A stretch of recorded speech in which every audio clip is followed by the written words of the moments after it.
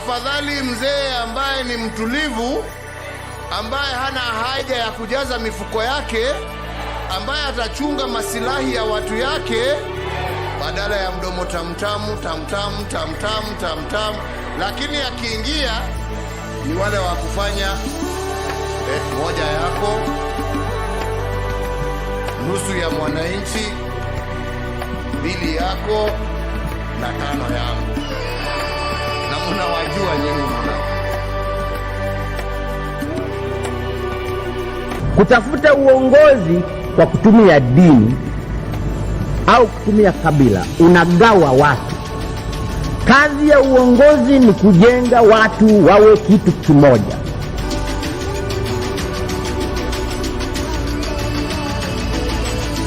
The 2.2 billion has been spent in the office of the president and State House between July and September. If you do that calculation, it means that we spend in that office 23 million per day and 1 million per hour.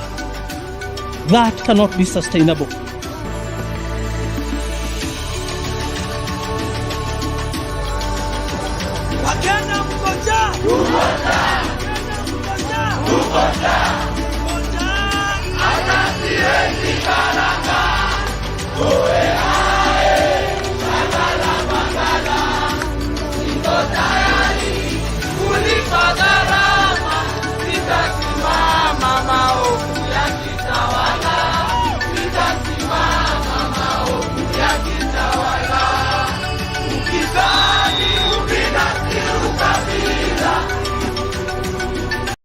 Tunaingia vijijini, mijini na hata jijini kukuletea taarifa mchana kutwa. Usiku tunakaa kitako, tunadadavua tukichanganua taarifa na makala muhimu yanayokuhusu wewe na familia yako. Nasikia watu wanasema baba ametusaliti. Between baba kutusaliti na sisi kusaliti baba, nani amesaliti mwingine? Inapeangwa, it mostly goes to foreign ministries. So Baba is overqualified for that position. To build this railways for Africa. So now he's thinking about tumemkataa kama baba wetu. Unaweza kuwa kuna mtoto ulizaa, ukapatia nchi, ikuwa inamfanya vile inataka. Uhuru has been working very hard. Ruto akaenda huko na nguvu. Ruto was never invited in the inauguration. Ungana na Bernard Ngozi kwenye Open Forum Political Show kuanzia saa 4 usiku hadi dakika zake kila siku ya wiki kwenye Soundcard Talk. Open Forum Political Discussion Show.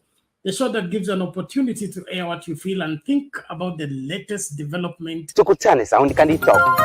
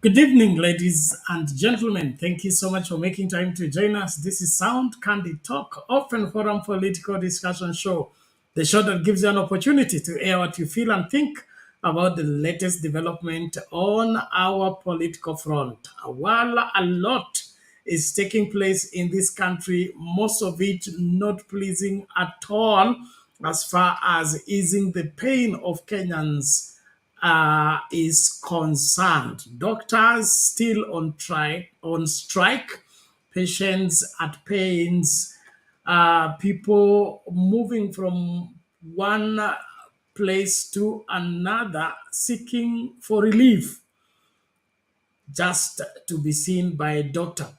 When that is taking place, The agriculture sector is broken apart. The fake fertilizer manenos revolving sadly at the disadvantage of the majority of the farmers and the majority of Kenyans. Education falling apart. That's why we're asking the question tonight. Is anything working in this country? Calling upon you to join me as we dive into this understanding, because we can pretend so much until we lose everything while hoping and, remaining positive about what is already gone and probably may never return again. Thank you so much for choosing to be part and parcel of the great conversation on Sound Candid Talk. We are live on TikTok. Thank you, the TikTok family, as you join. And of course, be part of this great discussion. We salute each one of you. And please, if you're able to get us, help somebody to locate us. Good news, we are also back on our backup channel, Sound Candid Talk Live, and then our YouTube channel, as well as Sound Candid Talk YouTube channel. Thank you so much for joining. We are live as well on Facebook, on X, and of course, other sister channels. So please, we are calling upon you to ensure that you don't watch alone. Invite somebody to be part of this great conversation. And then, of course, make their contribution, make their voice known, make their displeasure known about what is happening and why we should all revolt against what is going on about our nation. No doubt we are headed to a failed state if nothing is done in good time. It is said, a stitch in time saves nine. This one is a serious one. I'm calling upon each one of us to come in and let us have a conversation that will lead to the total recovery of this great country. And of course, those charged with the responsibility in bringing this country back to shape is us concerned Kenyans. And that's why I'm calling upon you from wherever you are, whatever you are up to in life. Being part of this conversation is a great investment, which I believe will help a great deal in ensuring that everything that is falling apart can be restored and our country can function again. One of the saddest reality is that William Ruto and team are presiding over a failing state. No doubt that education is not working. Agriculture is wrapped up in corruption. Look at the healthcare. Listening to the CS for healthcare is disheartening, is heartbreaking. Well, as we start the conversation, welcome on board. Please, the number of viewers, I wanted to keep going up as you invite. Esther Stoll, thank you for being here. Tunu Mahmoud, thank you for being here. Igesa George, thank you. He said nothing is working. These are all tumbocrats. That is one of the diseases we suffer in Kenya called tumbocrats. People who are in power for their stomachs and nothing else. Well, let's get busy as we invite each other, and then, of course, get busy in ensuring that we do the right thing in saving this country once and for all. Kwa hivyo share your link tafadhali. Usitazame kipindi peke yako, sijui watu wameenda wapi. Naomba tukajitahidi. Kumbuka, we are live on Sound Candid Talk Live YouTube channel, Sound Candid Talk YouTube channel, and Sound Candid Talk Facebook page. And there is an extension of the broadcast both on TikTok and X as well. And then on Facebook, my profile page as well. So please, let's make sure that we follow the program from wherever we enjoy most. And then, of course, make sense of what is happening. So karibu sana kila moja. Naomba tumakinike. Leo tumeanza kuchelewa kidogo. Tunajaribu kurecover to be starting as early as 10 as usual. But we are working hard towards that. So please, karibisha mtu, usitazame kipindi peke yako. Chukua hiyo link, share kwa kila mtu, Alafu karibu watu wote wa TikTok, let's tap the screen, let's send in those roses even at the word go. Is Kenya a failing state? What are we doing in saving the day of what is happening in our country by reason of the mismanagement and misappropriation of resources by the Ruto administration?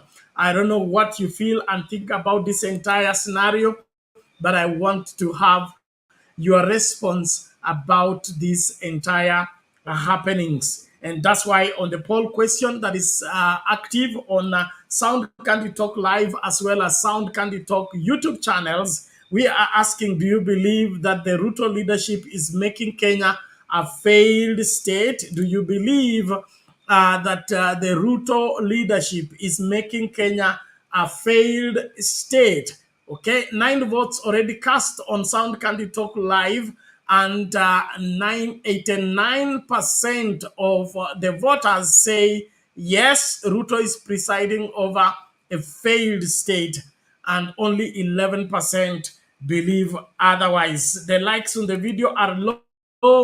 9 people have cast their vote, only 4 have liked the video. Please make sure that before you cast your vote, you have liked the video. Let's check on the main channel and the voting pattern on the same question on what's happening with the Ruto administration. Now look at it. Here is the poll question. Do you believe that the Ruto leadership is making Kenya a failed state? 15 votes already cast on the main channel. Of the 15 votes, 80% say yes, 20% say no. So from the look of things, the majority of Kenyans think William Ruto is presiding over a failed state, or is making Kenya become a failed state. We must all ensure that we are on the forefront. Please karibisha mtu, makinika kufuata kila kitu ili usiachwe nyuma na usipitwe na lolote lile. Tuko hapa kuhakikisha kwamba hakuna mwanya tunaoachia hawa matapeli kuharibu nchi hii. Ni lazima tusimame imara kama Wakenya wazalendo na tutetee haki za kila Mkenya. Kwa hivyo usisalie nyuma, tunakutarajia hapa tukaongee masuala haya wazi wazi. Asante kwa kila mmoja, naomba tukaribishane. Tukianza tuanze na masuala ya masomo. It's a sorry state of affairs in this country. Looking at what is going on, the explanations that are being given, it is sad, and I wonder why we should be in the first place, tolerating all this, because this is not acceptable, not at this point in time, and not at this, with the current technological advancement, the advantages we have as a people and as a generation, we can't be presiding over a failing state, not at this point in time. Why should education fall apart under the watch of William Ruto? Why should agriculture fall apart under the watch of William Ruto? Why should healthcare fall apart under the watch of William Ruto? That's what I'm calling upon you to tell me. What is this that is cooking? What is this that is going on? Where is the money going? The taxes have been increased. Levies have been increased. Collections has been, intensified. What's happening with this country at this point in time in terms of who is who and what is happening in terms of why are we not recovering? Why are we not recovering? Now, let's just look at this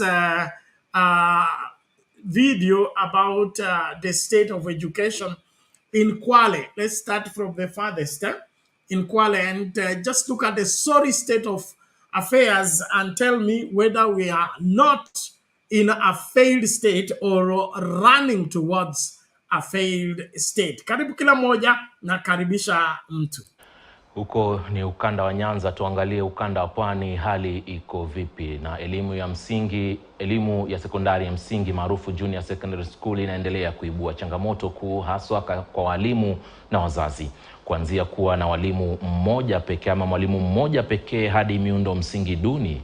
Masomo katika shule za umma za sekondari ya msingi zilizoko sehemu za mashambani ni wazi kuwa elimu inakuna vichwa wadau wengi. Kumradhi kwa hayo. Taswira hii mtazamaji, hata hivyo ni tofauti na nyingi ya shule za binafsi ambazo zina walimu wa kutosha na hata vifaa ambavyo tayari vimenunuliwa kutoka ughaibuni na mahsusi kwa mtaala wa CBC. Mwanahabari Tobias Chanji alikuwa katika kaunti ya Kwale na kuangazia taswira mbili tofauti katika sekta ya elimu.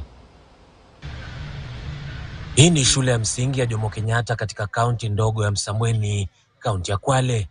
Ndio shule kubwa ya kisasa ya umma katika kaunti nzima na imevutia idadi kubwa mno ya wanafunzi wanaojiunga na sekondari msingi. Wanafunzi wanalazimika kujikunyata katika darasa hili, na kwa mjibu wa mwalimu mkuu Juma Mganga, walimu pia hawatoshi. The teachers are not enough. I urge the government to employ more teachers, though in the condition that should be internship, but still we are in need of them because of the number of learners being increasing day after day. Changamoto nyingine ni ukosefu wa vifaa na hata maabara kwa masomo ya sayansi, huku kukiwa na shule chache jirani za sekondari ambazo angaa wangepata msaada wa masomo ya maabara. Though the government urged the principals and the teachers to take the learners to the nearest secondary school, but some are far from the secondary school. Kauli yake inaungwa mkono na vyama vya walimu wa sekondari KUPPET na vilevile wa shule za msingi NAT tawi la Kwale. At the end of it all, we are going to lose a whole generation because of mismanagement of the students and the teachers. Ukiangalia kwa mtazamo wa juu ni kama ambayo elimu imedunishwa, imerudi chini kwa sababu ya vile ambavyo inaendeshwa. Wanaongeza kuwa katika baadhi ya shule kuna mwalimu mmoja tu anayelazimika kufunza masomo yote. I know of a school whereby the teacher who is there is supposed to be teaching Kiswahili and IRA. Yet right now he's teaching almost all the subjects, including mathematics and sciences, which maybe the parents don't know, but the students who are there are really suffering. Lakini taswira katika shule za umma ni kama giza na mchana ikilinganishwa na za kibinafsi. Kwa mfano, hii ni shule ya sekondari msingi ya Avion ambayo walimu wanafunza wakitumia mfumo wa teknolojia ya kisasa kupitia ubao wa smartboard, kwani madarasa yote yameunganishwa na mtandao. Vifaa vingi hapa ikiwemo viti vimenunuliwa ughaibuni, huku wanafunzi katika shule za umma wakipoteza usingizi kwani wapi watapata huduma za maabara. Hapa kuna maabara ya kutosha. And in our school, we have put a state-of-art facility because having been in the sector, I know what is missing and what is necessary to provide the quality education. With this 21st century learner, they are ICT oriented and they have many skills in ICT. Anasema kwamba kuna tofauti kubwa sana elimu ya sekondari msingi baina ya shule za umma na binafsi katika kaunti ya Kwale. And our main reason for coming up with this school is because we saw the gap. When we had a change in the curriculum to the CBC, the government was not very prepared in terms of infrastructure, and we had some confusion of where the learners will be. Mkurugenzi wa elimu katika kaunti ndogo ya Msambweni anasema kuwa wanahakiki safari ya CBC ili kupata picha kamili ya siku za usoni. For the academic excellence to take place from the beginning, even as we transit to junior to CBC full time. So here we have a total of 56 public primary school heads, where we also have got 52 junior secondary schools. We are all meeting here so that we can have a clear roadmap for the term. Tobias Chanji, KTN News, kaunti ya Kwale.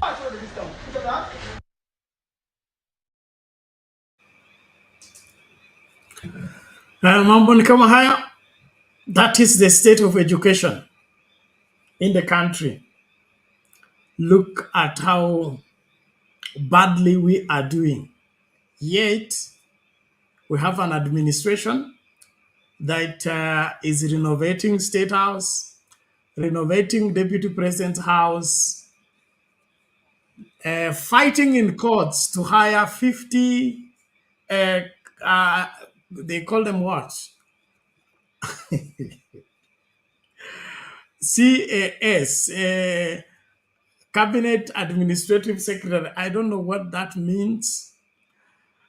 So what's happening? Are we so much insensitive in terms of the future generation to a place whereby we don't care anymore whether our children are getting quality education or not?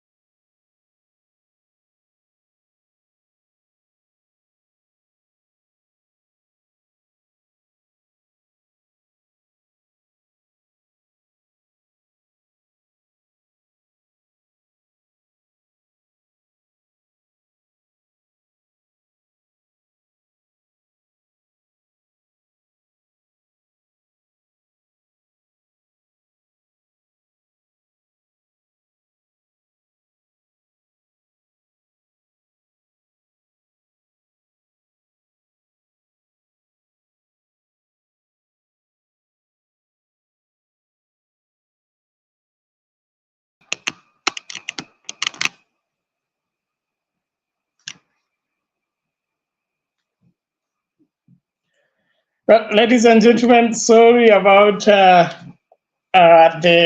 hiccup. Confirm if you can get me, please. The Kenya Power have done their best. I'm in darkness. Somebody confirm if you're able to get me. I hope you can find me. Thank you, everyone. Confirm if you're able to get me. Let me see your comment. Na wale mnaingia studio muingie sasa.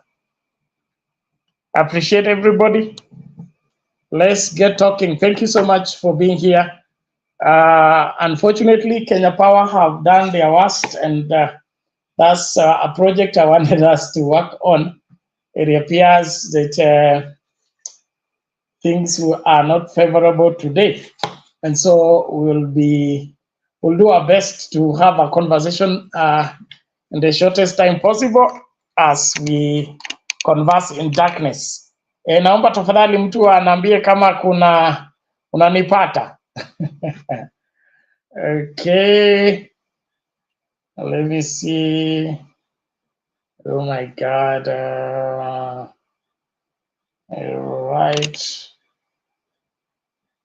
Guests. Okay, thank you. I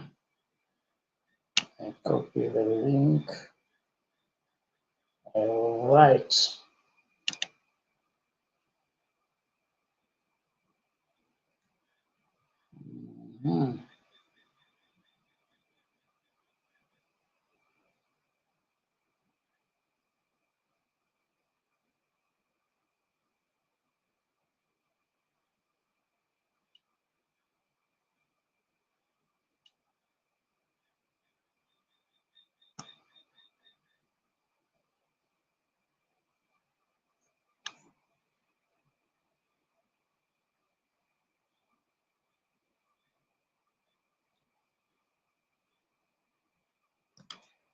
Okay, there we go. Ladies and gentlemen, confirm if you're able to get me, please. I'll send the link. Oh, you say, okay, PK anasema loud and clear. Thank you. Niko gizani, samahani. Ni wale watu nafikiria leo ni siku ya kuingiza gold. Sasa sisi watu tuko karibu na airport. Ni kama hatuna bahati leo. So naomba tafadhali karibu kwa studio, alafu ningependa those my colleagues to come in. Stony PK, nani mwingine, Julia, kuokoa jahazi, Mkenya mkora. Leo ni leo, asemaye kesho muongo, nimepigwa dafrau. Lakini karibu, tunazungumzia swala hilo, is anything working in Kenya? Is anything working in Kenya? And we had just played a video of the sorry state of affairs of education in Kwale. And we are toying around with the future of our children, where this, the head of, I think the education department in Kwale, confessing that if this continues, I think was the leader of KUPPET. He says, if this continues, we're going to lose a whole generation. How do you have a public school with the majority number of students in junior secondary and has only one teacher? This teacher is a teacher for CRA, is it CRA or IRE, and Swahili, but now is forced to teach mathematics, is forced to teach other subjects simply because there is no other teacher. Now, if that is not a failed education system, what are we presiding over? And look at the situation with the agriculture and fake fertilizer. Is that not a failed state? Look at the healthcare. We are still toying around, and the health CS, Nahumicha, playing games and talking with the UDA attitude of we have done this, we have done this, we are working on this, we promise to do this. Something has to be done in this country, and we cannot sit back and watch our country go to the south without doing anything.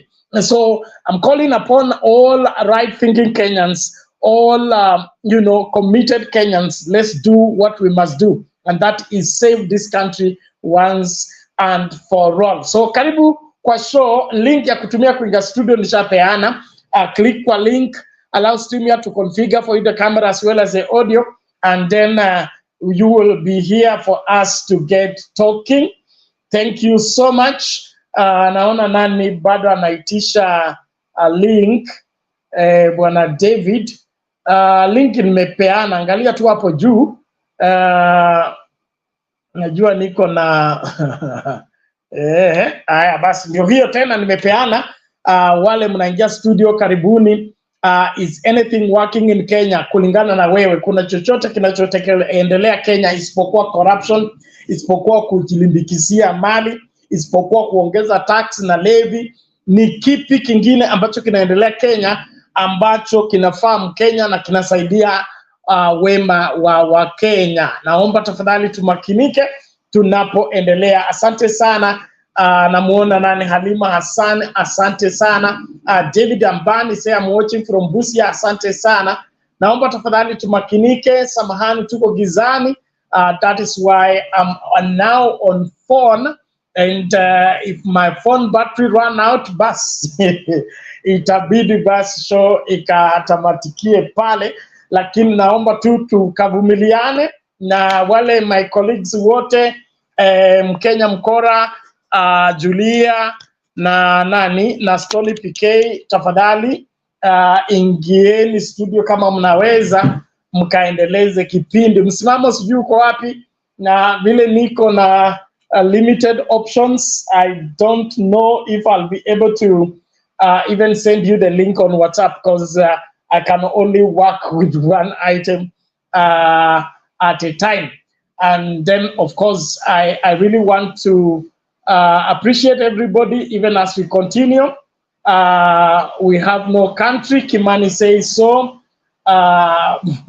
Please, okay, thank you so much.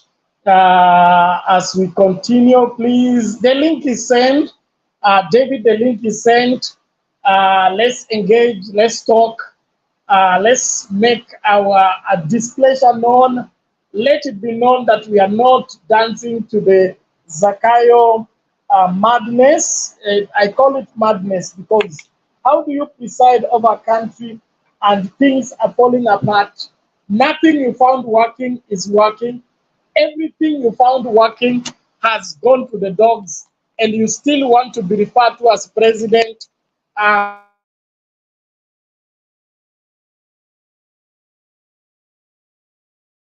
taking us where?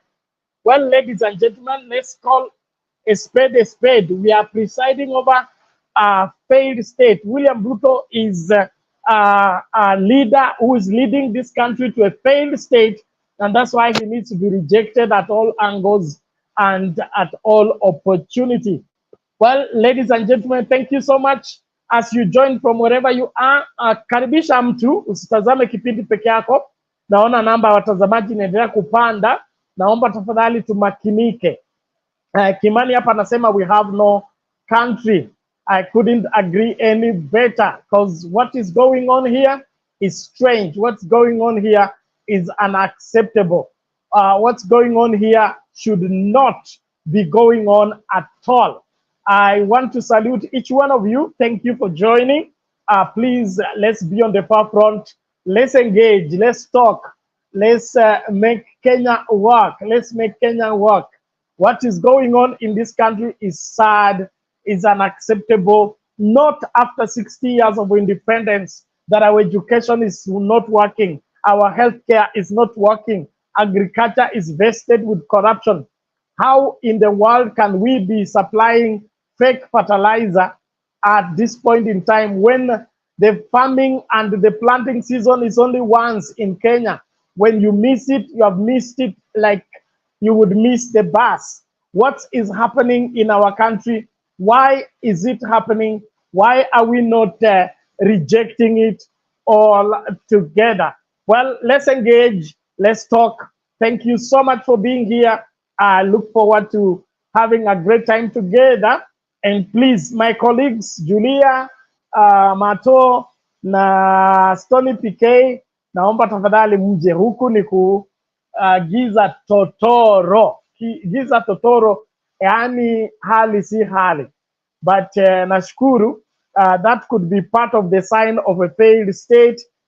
Kwa hivyo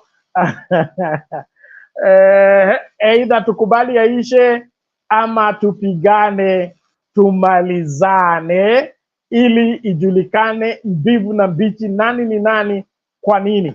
Asante kwa kila moja. Karibisha mtu 47 people watching. Thank you so much for that.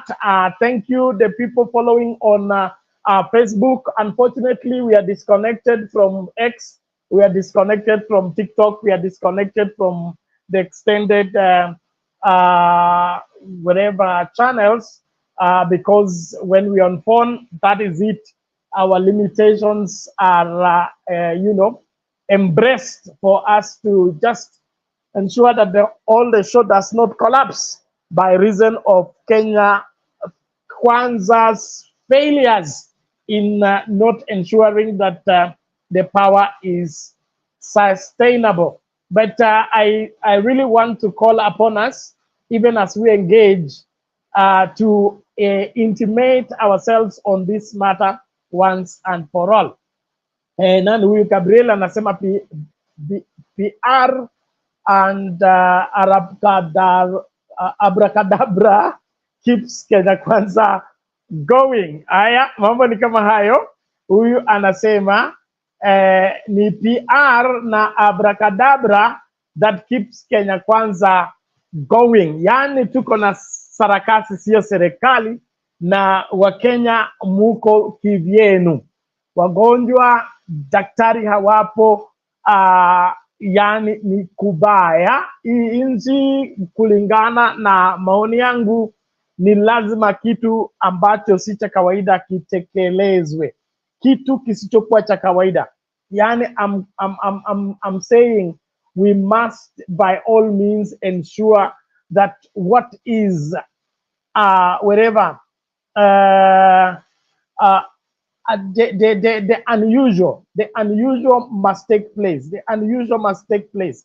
We cannot continue this way and expect to be to be a country. We actually don't have a country if this is what we are being treated to. And so, hii story ya PR na abracadabra mutaivumilia mpaka lini? Hii story ambapo watu wanacheza na elimu, hiyo shule imekuwa vituko, okay? Walimu hawapo, na wale wapo ni kutoza ushuru kwa wazazi. Mara sijui pesa ya tuition, mara sijui pesa ya nini na nani, mara pesa ya outing, pesa ya kurejea. Mambo mengi tu, lakini hali na kiwango cha elimu kimedorora. So what is this that is happening? UDS stakeholders are enriching themselves. That is what is going on in this country. Maoni ya nani huyo? Maoni ya mmoja wetu hapo. Acha niangalie jina. Leo niko matata. Gideon wetu huyo. Gideon anasema UDS stakeholders are enriching themselves. That is what is going on in our country. A very sad state of affairs. I'm calling upon Mami, mute your mic, please. Mute your mic, please. Thank you for joining, and I salute everybody. I'll be talking about other matters later. Let's start at least the conversation. Innocent. Is anything working in this country? Bernard. Yes. How can it work? Hata wewe uko gizani kama mimi. Hapana, wewe bana, wewe huwezi afford bando, yani huwezi afford kununua token. Si token, ni serikali imechukua power yao na ishalipia token. Sasa itakuwaje? Kama huwezi afford kununua token, wacha wakuzimie. No, washachukua pesa ya token. Yaani hawa washachukua pesa ya token, ushatop up alafu anakata stima. I mean inapotea. Si utumie candles. Si utununue candles weke. Kwani huna ile bulb ingine? Sasa kama unaambia mtata ati unaambia mtata tafute plan B na wewe huna plan B. Which plan B? Mtata anahitaji security. Sasa wewe unajua security yako ni power. Mbona usinunue ile bulb ya light ikienda inajiwasha? Sasa ndio mimi nakuuliza, hiyo bulb peke yake itawasha wifi, iwashe laptop, iwashe the camera. Alafu anyway, we understand. I'm just kidding. Karibu, tunajua hii ni serikali ya wizi. Hapa kunanyesha tu, ndio sijui kama network nasikika vizuri. I'm doing fine. Wewe karibu. Sisi at least kwetu kuna light, but ni network ndio ikinyesha sana inaenda off ikirudi. So in case you don't get me, ujue mvua ikinyesha mingi inaenda, ni kama DSTV ikinyeshanga signal inapotea kidogo. Otherwise, I'm doing good. Kenya ni maandamano. Wewe hujaacha kuandamana. Maandamano itaishaje wewe? That will end when our country comes back to its track. That is when it will end. Okay. That's good. And glad to see you. Naona lazima hata kama una drive lazima tu ukuwe na sisi. We are doing fine. Hii Kenya ni kama tunaendelea tu kusukuma. You know, when you were young, we used to have hii gurudumu ya gari. And ukisikia watu wanasukuma gurudumu, unajua gurudumu inakanyaga every yani ikienda round ni kama tu imekanyaga kila kitu round. And this is what KK are doing. Yani inaenda ikikanyaga round. Mahali likanyaga inarudia. So this is what they are doing. Kama ni education inarudia, kama ni agriculture inarudia, kama ni token ya Bernard inarudia. So everything. I don't think Kenya anything is working. Don't be surprised again another ministry kikuja in. Education saizi hata ni bahati tu education imepoa kidogo juu people have gone for holiday. But wacha watu warudi ndio watajua. But at least I've seen as we said, it's high time that we start kila kitu. Tulisema we should even have hii channel yetu, we should have a list of things zenye zinaenda vibaya, tunaziandika huko, so that hata ukifungua channel the first thing tunaangalianga ni kama blackboard yetu, things that are going wrong, tuziweke huko. Now maybe something that they are doing good tuziweke, and then we ile kuna ile what citizen walikuwa naita meter, ile ya kumesha gani ndio inaenda chini, so that we weigh the scale tuone ni gani inaenda chini. If we weigh the scale, I don't think hata yani uzuri wa KK inaweza inua ubaya wake hata kidogo. Scale itakuwa tu imeanguka imeguza chini the other side. So I don't think kuna kitu inaendelea mzuri. Today I was watching your channel, ulikuwa umetuwekea Babu, and jana unajua ulikuwa unaongea kama mchezo juu ya Sakaja. Today niliangalia nikaona what Sakaja might not even, huyu hata naona kama atatolewa before session yake ishe. And the things nilikuwa naona Babu akitoboa, people are funny. So it's not the government, it's not governors wa KK, sio ma senators, sio ma MPs wa KK. Yani kila kitu saizi imeanza kuwa mbaya. Sasa hata voters washawatupa wote wamerudi. Thank you Bernard, that is my introduction. Asante sana Innocent, a good start indeed, and let's engage further. Kenya na maandamano kamili, karibu mami, hali vipi? Mimi niko sawa Bernard, kuwasikiza tu na kuona nchi yetu vile inaenda ikimalizwa pole pole, lakini si pole pole. Actually this is a very high speed of demolishing a country, finishing it completely with no mercy, with no even thinking. Nimeona huyo mtu, sijui hiyo video ni ya zamani ama ni hivi karibuni.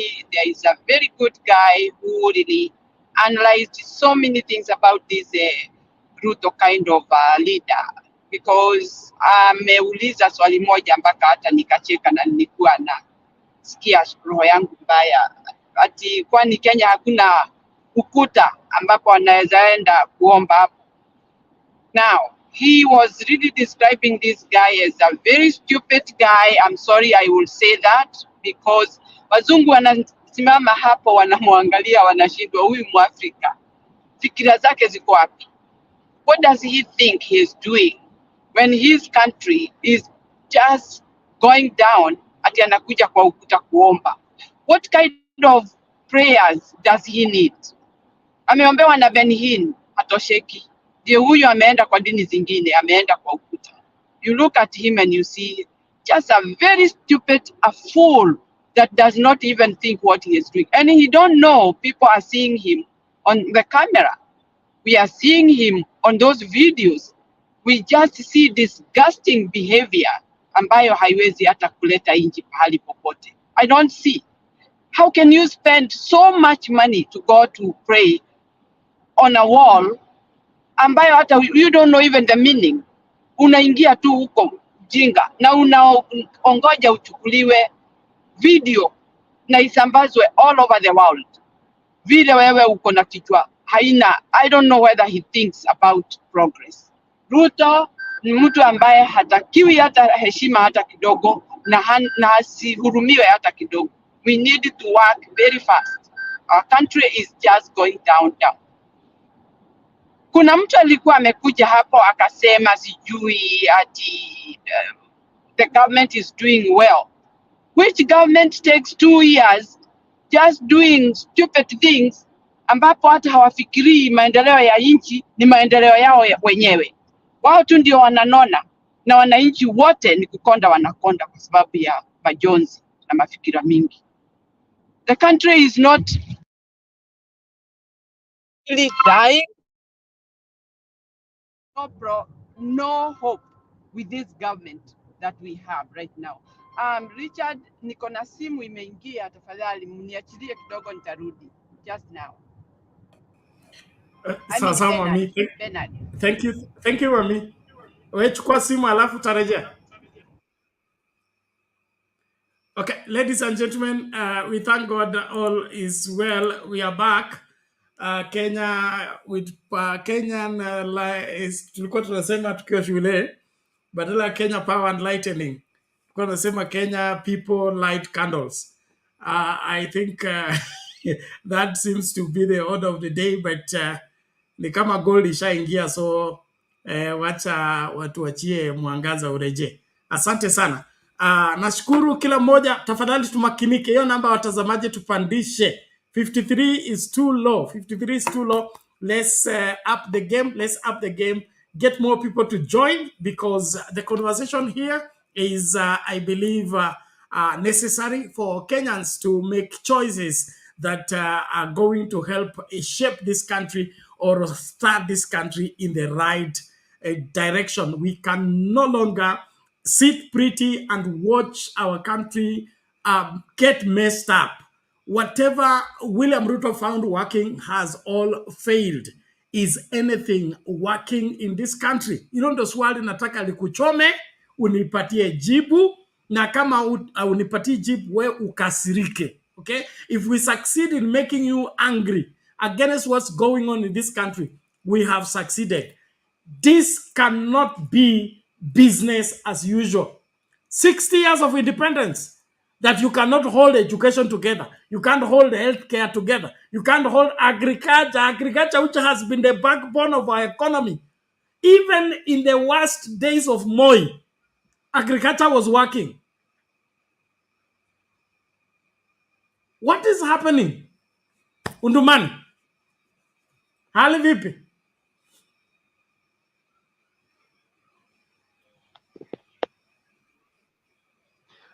Unanipata Bernard? Umepatikana, karibu. Hali Unanipata? vipi huko? Yes, wewe unakula Uganda, Hali unarudi tuko Kenya, salama. wewe hatuwezi kutegemea. Hapa pande hii tunashughulika kushughuli pande hii tunafanya namna gani? Tunaenda Uganda na tunarudi. Ikiwa ngumu tunakimbia Uganda kwa Museveni.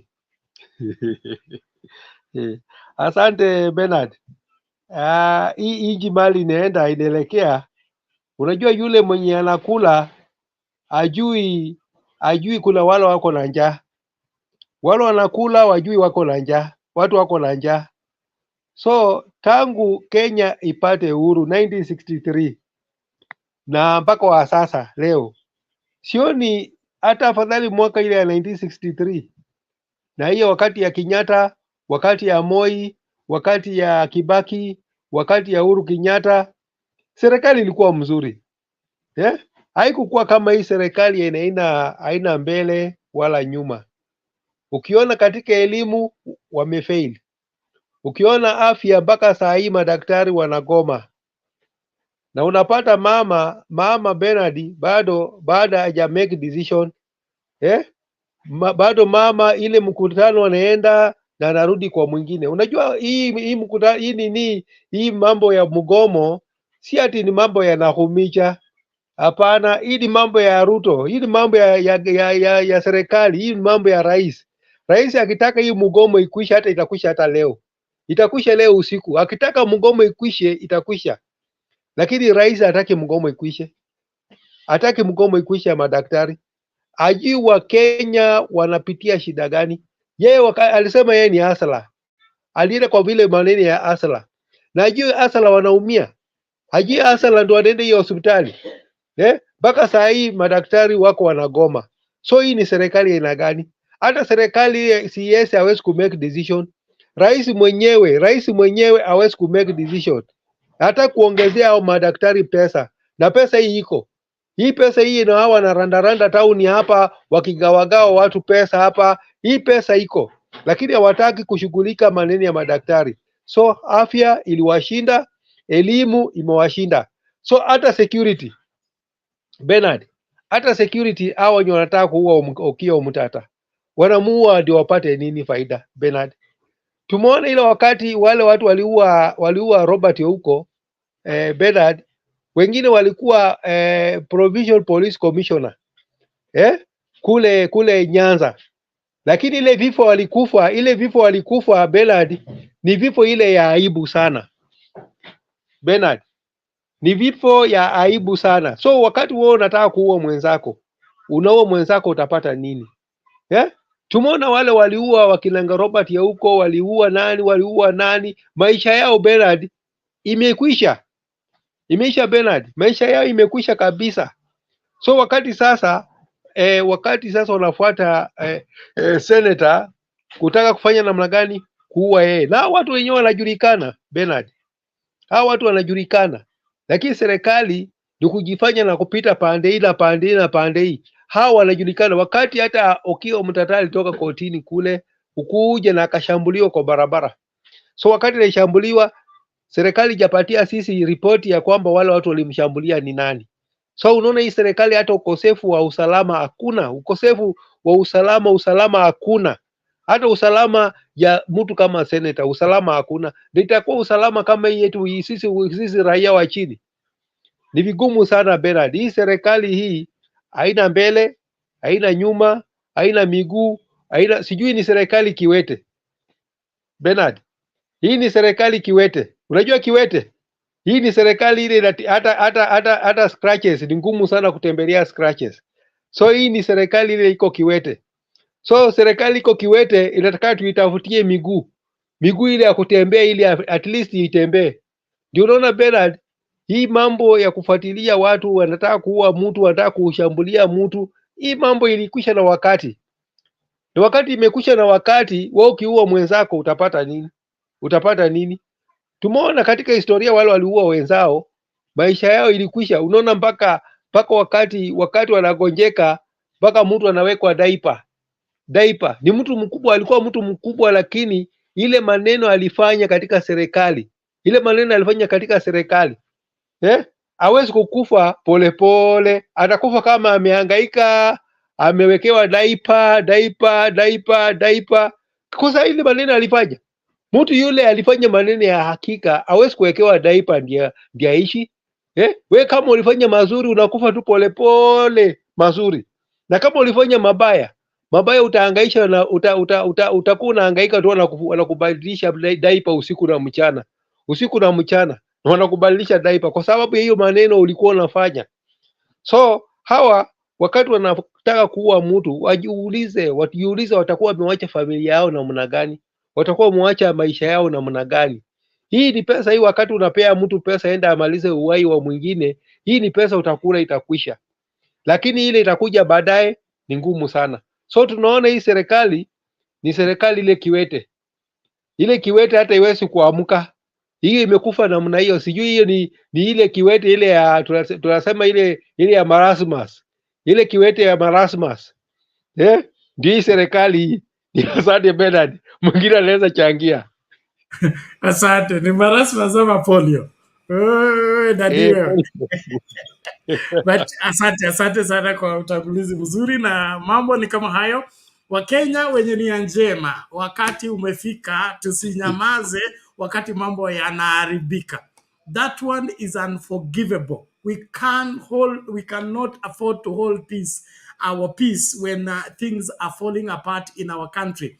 If there is anybody who still thinks that Kenya Kwanza has a way of turning things in the country for the better, that person needs help. And we will help you by giving you required information. But as at now, the Ruto administration is a disgrace to any form of leadership.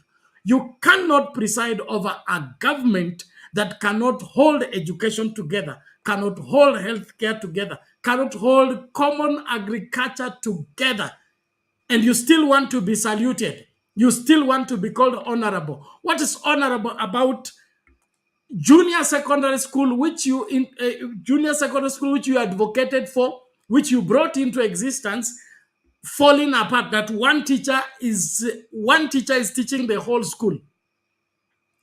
I mean, that was for nursery school. Is it nursery school, lower primary, where Mr. Mahindu used to teach us standard 1 to standard 3, and he would teach us all subjects for basics. But now, how do you, from primary, where you are taught different subjects with different teachers, now you have gone to a higher level, junior secondary, and then you go back to nursery, where there is only one teacher. Something must happen to this country, and Kenyans must make that thing happen. And so please, as we engage, let's be busy. Thank you. We are back on X. We are back on Facebook.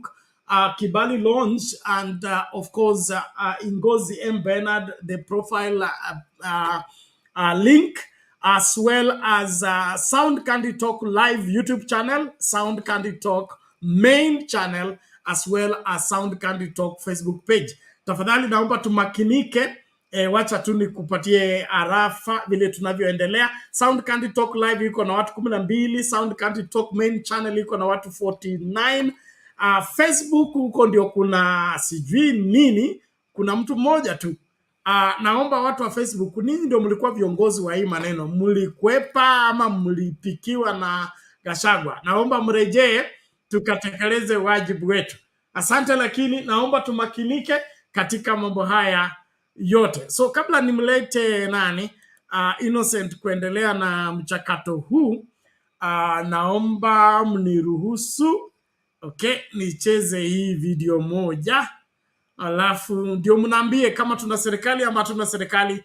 Is there anything working in Kenya. There is this sad response by Mwaura. We played it yesterday, but I want it to form basis of what we are discussing today. Let's look at it and judge. Now, the government says the fake fertilizer was not part of the fertilizer subsidy program, but a soil conditioning product that was being distributed through the National Cereals and Produce Board NCPB depots by 51 Capital Limited.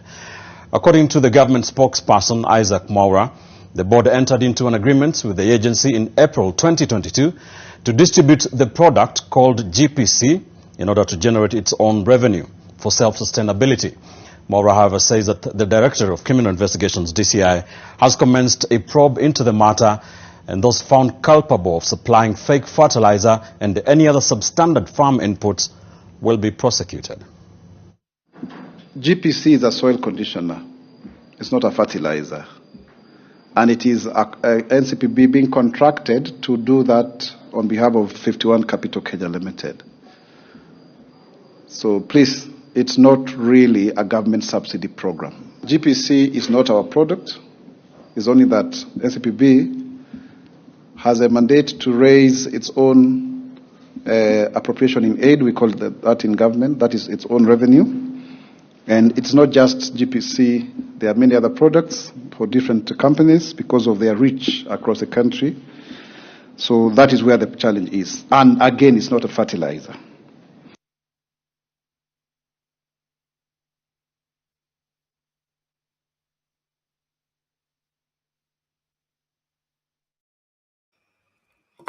Okay, that is official communication from State House spokesman about the fertilizer saga. Whatever they've been selling to farmers, they are now claiming it is soil conditioner and not fertilizer. Why sell it as fertilizer? Why pack it as fertilizer? Why does it bear the government symbols and, the Kenya Bureau of Standards? Everything is government, distributed from government stores. And you turn around, instead of apologizing for robbing farmers in broad day, you want to turn into an English grammar argument that it is not fertilizer, it's soil conditioner, and it was being distributed. Was it being distributed for free? Or farmers were buying it? But innocent. This is soil conditioning. Huyu Mwaura kwanza ako Kenya.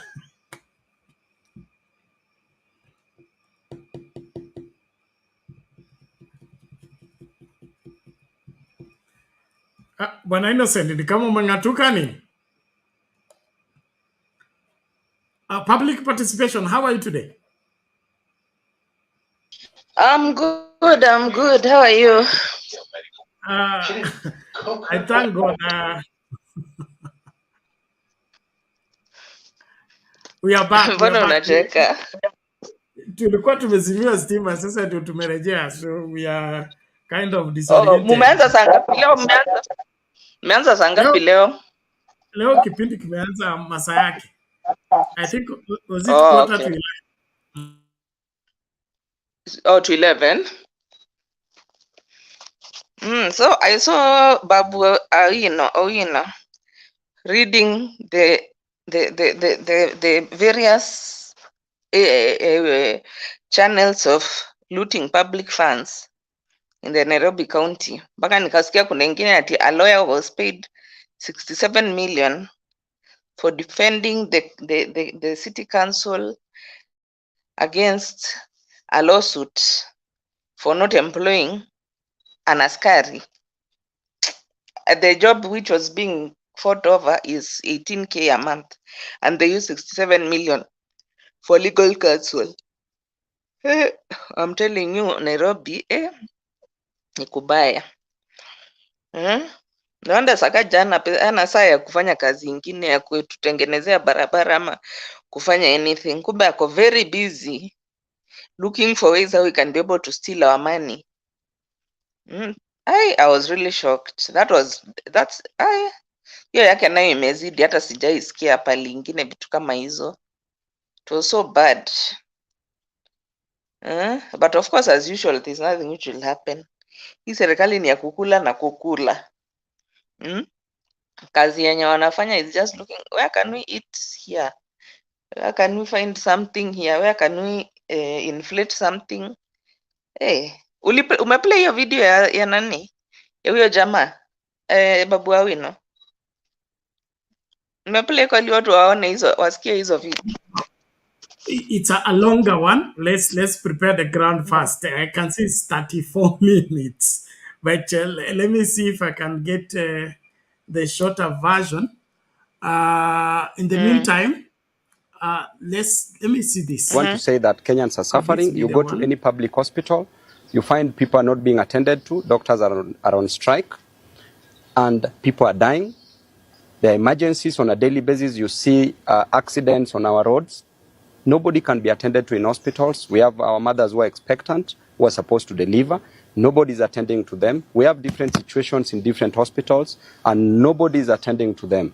And therefore, the situation is so bad, and we must fight this. And we as members of parliament, we are also in agreement that should the government refuse to listen to the doctors' plight, we will also join them on the maandamanos. We will be with them on the streets to ensure that they demand that which is rightfully theirs. And we want to put pressure on the government so that our people don't suffer on the ground. We don't want the government to demand. You must come with the rule of equals and opposites. Number one, invite, do not demand. So when the government is demanding that doctors must go back, what are they trying to do? And number two, when you push, we means the KMPDU, doctors and members of parliament, when you push as the government, we will push. When you pull, we will resist. When you demand, we will refuse. And when you insist, we will turn you down. We want this defunct government to move with speed. The president should not leave the country when there's a serious crisis, when people are dying. The health ministry is unhealthy. The health ministry is sick. The country is sick. And therefore, as a result of that, we have come up with an impeachment motion. We are going back on Tuesday to Parliament. And this is the letter that we've sent to the clerk of the National Assembly so far on an impeachment motion that we want to impeach the Cabinet Secretary for Health, Nakumicha, and we want her to continue staying at the funerals where she's enjoying staying instead of meeting the doctors and doing her job. So the letter reads, notice of motion, the removal of the Cabinet Secretary for Ministry of Health, Susan Nakumicha. Pursuant to Article 152(6) of the Constitution, as read with Standing Order 66, I wish to notify you of the intention to move a special motion for removal of the Cabinet Secretary for Health from office on two grounds, namely, number one, gross violation of Articles 26(1) and 43(1)(a) of the Constitution, which provides for the right to the highest attainable standard of health respectively, and two, incompetence. The Cabinet Secretary, the above grounds are based on the following particulars. The Cabinet Secretary has failed to appreciate the seriousness of the strike and has failed to provide a lasting solution to settle the demands of the medics, including hiring of trainee doctors and payment of salary arrears. Number two, the CS failed to avert the doctor strike, which has now entered its third week. Those are 21 days. The CS has instead taken a hard line and is instead threatening the striking doctors with immediate sacking and replacement. And therefore, we shall disappoint her and we want the president to appoint somebody else. Number three, as a result of the doctor strike, scores of Kenyans have been unable to access medical care, and in dire cases, some Kenyans have lost their lives. I will be moving this motion and seek the resolution of the House to require His Excellency the President to dismiss the Cabinet Secretary from office. We have attached the necessary evidence in support of the allegations.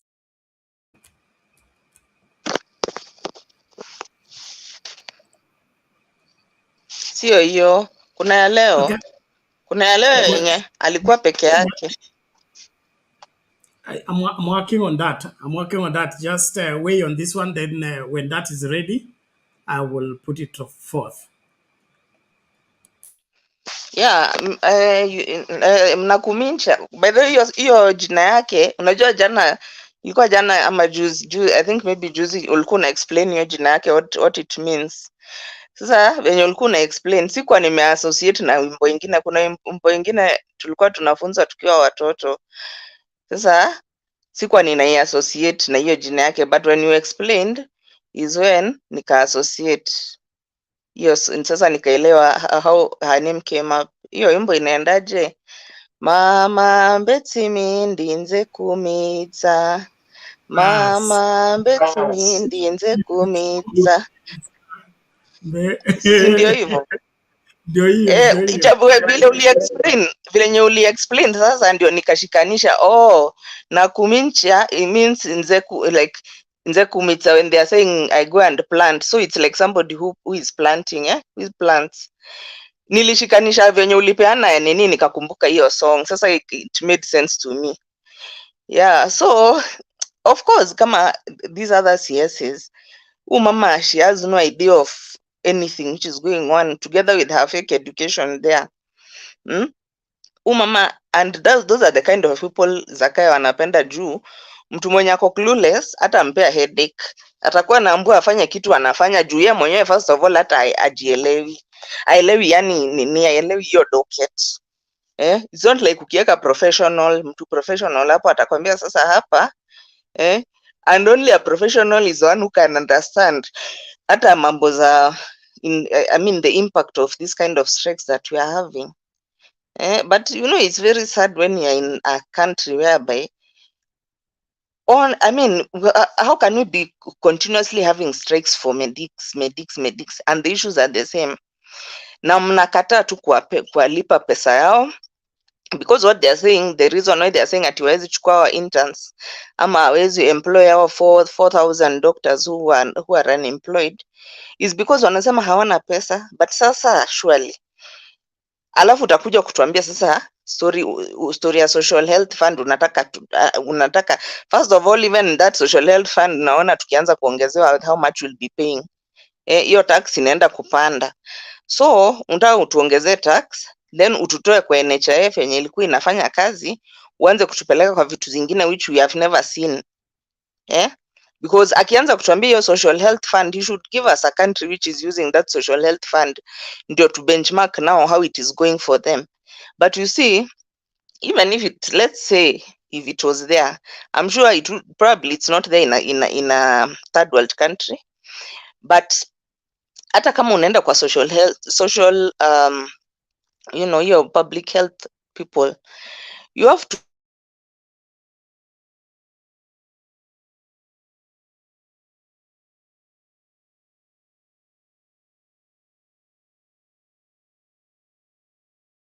Okay, public participation ni kama tumekupoteza. Your audio is off. Sorry, I think is network problems. Ladies and gentlemen, as we engage, please let's be busy invite kila mmoja ili tumakinike. Hiyo link tafadhali peana kwa watu wengi. 75, we can grow that to 150 plus. It's important that we reach a wider range of people. It's good for every Kenyan to get this sober engagement, which will help make a better decision. Mildred Angolio wanasema hii Kenya yetu ni kuporomoka tu kila sekta. Mungu atufanyie turidhie, okay?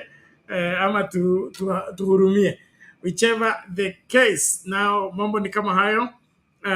Kuna BA 070970 naye ana maoni yake hapo, anasema what Babu is saying or proposing is amazing. The question is, will it really be implemented with the government we have? I think we are getting back to where we need to be sober about what's going on, where party affiliation and party loyalty should not prevail over right and wrong. That's when we conquer that, we'll have conquered whatever that is bedeviling this country. But when we place value, whatever party loyalty, and of course sycophants above what is right and what is wrong, then we are cooked. And that's why we find ourselves where we are, where the standards of right and wrong are thrown through the window, and then we do our party affiliations and party sycophants at the expense of the welfare of Kenyans. And that's why I want every Kenyan to divorce themselves from this so-called party affiliation that does not support and push for what is just and what is valid for each and every Kenyan. If there is anything that will make this country work effectively, is when each and every Kenyan matters and each and every Kenyan is factored at the table of decisions. This story ya watu kwenda kukutana kukubali kuiba na kuhujumu wa Kenya lazima ikomeshwe, na kukomeshwa kwake kutaanza na kila Mkenya kukataa kutumiwa vibaya, haswa when it comes to party politics and party affiliation. Haswa hao wabunge ambao wanaenda kupiga kura wakisema atakuwa wamesoma hiyo bill, hawakujua kwamba kulikuwa na tax ya avocado. Hao watu wote waweke kwa chumba kimoja, wapigwe vifimbo za kutosha. How do you do that? Where do you stand as a parliamentarian to tell us that you voted for something you did not know? And then you expect us to vote you back so that you go and do what there? Well, let's keep engaging. Thank you, everybody. Let's keep going. Asante sana. Public participation, you're back. Let me see if your microphone is back. Yes, yeah, sorry, it's like I was kicked out. The net ndio ilienda. So what was I saying? I was saying that yeah, fine, tunaweza sema mambo za na kumincha, but I'm telling you, this whole cabinet, hakuna, I don't know, I've really tried to see who in this cabinet unaweza ona is a professional mwenye at least anaweza saidia Kenya, because sasa pali tumefika, we just need to be sideward. Hapo ndo we are becoming a Red Cross kind of a case. Cause kama sasa ni mbegu ndio hizo tunauziwa fake, fertilizer tunauziwa fake, NHIF ndio hiyo nayo iliamua hailipi bills anymore, so mahospitali wamekataa kadi. Before hata tuanze sasa na social health fund yenye sijui tutalipishwa itakuwa nini percentage gani ya our salaries. Niliona mama mwingine alikuanga CC wa education in the previous city Nairobi County, akasema that Kenyans, we are paying 47% of our earnings to tax. 47% of our income is going to tax. So that means basically it's like tunafanyia kazi gava. 47% of your, imagine, of your earning, it's going to gava. So we are practically now enslaved by the government. If at all we are giving them half, wewe ubaki na mshahara yako nusu, serikali ichukue nusu. But they cannot provide you with any service. Kazi ni kuiba tu hiyo pesa. Uwezi pata, you know, countries which are giving that kind of, which are paying that kind of tax, or which are charging their citizens that kind of tax, wako na very good infrastructure, very good medical care. Wengine wanalipiwa fees kutoka mtoto azaliwe karibu afike university free of charge because of those taxes that you are paying. But here too, the tax is high na hatuoni kwenye inaenda. Like now, right now niliona Uhuru Highway wanajaribu kuweka hii mapipes kubwa kubwa ya drainage kwa sababu ya mvua in case kukue na floods. But what I'm asking is, saila barabara inajengwa, because even the same Chinese people walijenga expressway, unaona the other day ilinyesha tu kidogo, ilikuwa inakaa kama swimming pool. Sasa unashindwa, kwani walikuwa wanajenga hii nini expressway without drainage.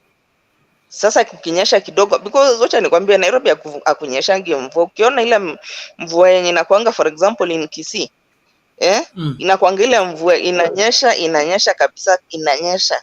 Nairobi hata hakuna mvua inanyeshanga hapa, just kidogo, unaona ndio hiyo, manyumba ndio hizo zina flood, barabara zina flood, roundabout zote zina flood. And to make matters worse, sasa if at all expressway ndio hiyo ilikuwa inakaa kama swimming pool, and then you know now it's very dangerous kwa sababu ukiwa kwa expressway ni kuulize, how are you supposed to even exit? I mean, let's say sasa uko kwa expressway alafu ikuje mvua iflood.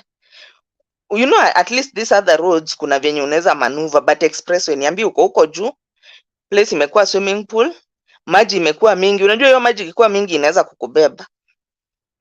It's very dangerous by the way. Sasa hivi yenye after that is when wameanza kuharakisha sasa kuanza kuweka pipes kubwa kubwa hizi za drainage kwa side ya Uhuru Highway. But you see what I'm asking myself, don't we have specifications when we are tendering and when we are even building? Fine, we may not be the ones who are building, but we are the ones who are giving the specification that we want a road which is like this, and we have people who are structural engineers who know these things, so that because Chinese hawakujangi watuambie kila kitu, we are the ones who also give the specifications, unaona, and it's also supposed to be inspected by somebody who is not a Chinese, akuja aone kweli umefanya hivi, wamefanya hivi. So what does it say when it's like na hiyo barabara imekuwa hapo for a long time, si ati ilimalizwa jana ama juzi, imekuwa hapo na haijakuwa na drainage, ni vile tu mvua iko inanyesha, so we could not be able to tell.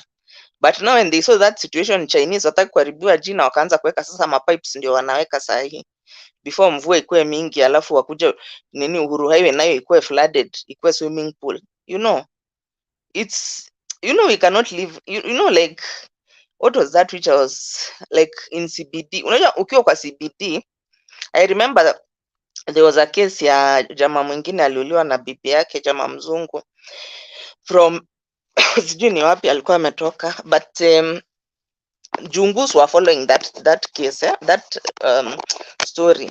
So they were showing, unaona kwa TV, kwa these news stations walikuwa wanaonyesha around the high court hapo hivyo. So people were just crossing anyhowly. So Jungu were asking, kwani hii place haikwangi na traffic lights? You know, because ilikuwa, I mean, Bernard, you have been in town, inakanga, can you really say that this is a capital city of a country? Venye watu wana operating yani, barabara mtu anavuka venye unataka, mtu wa pikipiki ukitaka kwenda opposite side unaenda opposite side, na unapita tu polisi, hata polisi hawezi kuuliza anything. Polisi hawezi kuuliza anything, unapita opposite side of the road. Watu wako kwa barabara wamejaa, watu wanavuka, when the traffic has been stopped on this side so that zingine zipite, watu wanavuka. So there is a lot of confusion and anarchy which is in this country. Now I'm telling you, but there's somebody who's used to a country which has law and order, and they water things. And you see, let me tell you, Bernard, easy rules, they are not there for anybody else. They are there for us, for our good, including not looting and all these bad things which are going on right now. Nakuzia watu fake fertilizer and fake, they are for our own good. Unaona? When this order, hata wewe mwenyewe, like if you are a pedestrian, unavuka kwa barabara, when the light has changed, imesema now pedestrians watembe, you feel safe. Si ati sasa unaanza kukimbia left right, ukipita, usipogongwa na matatu, ugongwe na trolley ama na motorbike, you know. We need some kind of order. And then this country, another thing, barabara na potholes.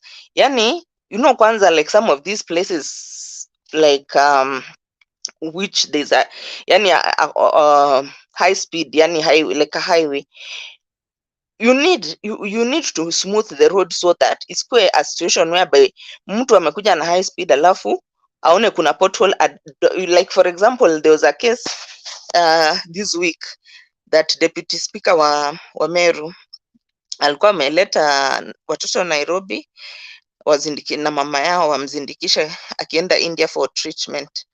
Sasa on the way back wamerudi driver huyo jamaa na daughters yake wawili. So kufika hapo Embu, they come across a big pothole. So they were trying to dodge the pothole, then gari ikaroll. Sasa venye iliroll ikaburst into flames. Watoto wamekufa wote wawili, his 2 daughters. Yeye mwenyewe and the driver they also in a critical condition. His wife is in India. Niambia hata akisikia hizo stories sasa atapona kweli.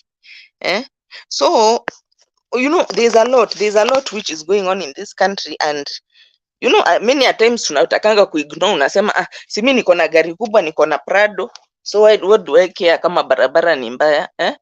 That's the kind of an attitude we have as Africans, that hata barabara ikikuwa but it will affect you.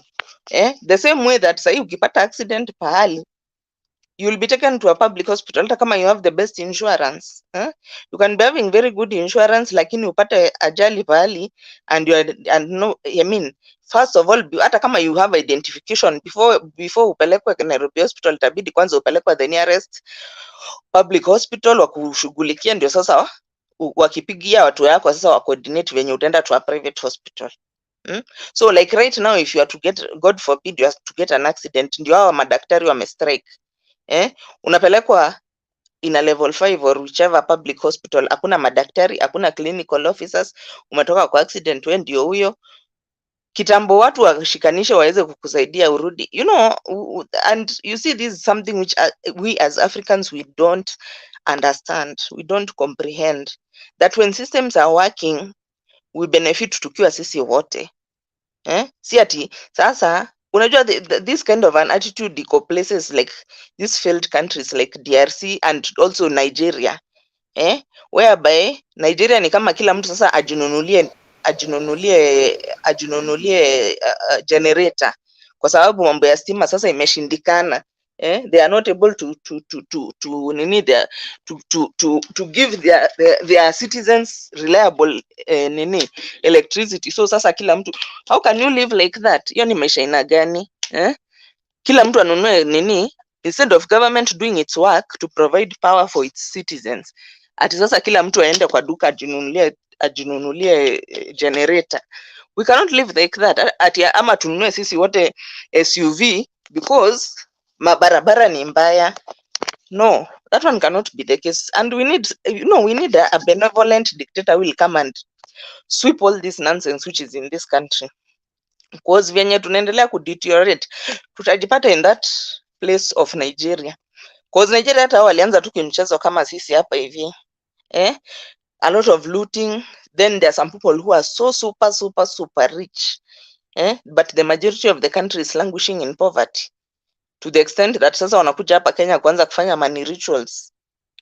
All that is because of the poverty which is in their country. Wanakuja hapa kufanya kuuza madawa na kufanya until they are known worldwide to be scammers because of the poor governance. So Kenyans, let's not allow ourselves to go into that state whereby you will be needing your own personal security because the place has become so hostile. Sasa you have to be having your own. If you are a wealthy person, you cannot feel free to work in your country. Now you have to look for your own security and all those kind of things. We don't want to go there. We want to have everything that is working. Barabara zikuwe mzuri. People are following the rule of law, and people may blame border guys, of which they are somehow to blame, but border guys, they are just following the cue of what they are seeing, because wanaona a lot of kila mtu anafanya venye anataka kwa serikali, president mwenyewe ndo huyu anafanya venye anataka. So they are like, if a president cannot obey the rule of law, why am I the one who should be obeying rule of the road ama traffic rules? Hii ni nchi, kila mtu afanya venye anataka kufanya. So me, if I want to go opposite, I go opposite. Nikigongwa ni hivyo. Police now imefika point pia they have also given up, because in any case hawako hapo for any other work. Their work is pengine wa direct traffic kiasi, but then their main work ni kucollect pesa, bribes, wakiwa hapo kwa barabara. Sasa tutafanya kazi gani hiyo ya, instead of you working to bring law and order in the country, kazi ni kucollect. Uende kwa bau collect ya OCS, uende sijui wapi collect ya OCPD, uende collect yako. Sasa it's very sad. Let me tell you, it's very sad. But just the way we were discussing yesterday, hii nchi tukicheza inarudi back to Moi. Siku yenye zilikuwa zinagrabiwa, ana grab land mpaka ana grab mpaka ana, yani ana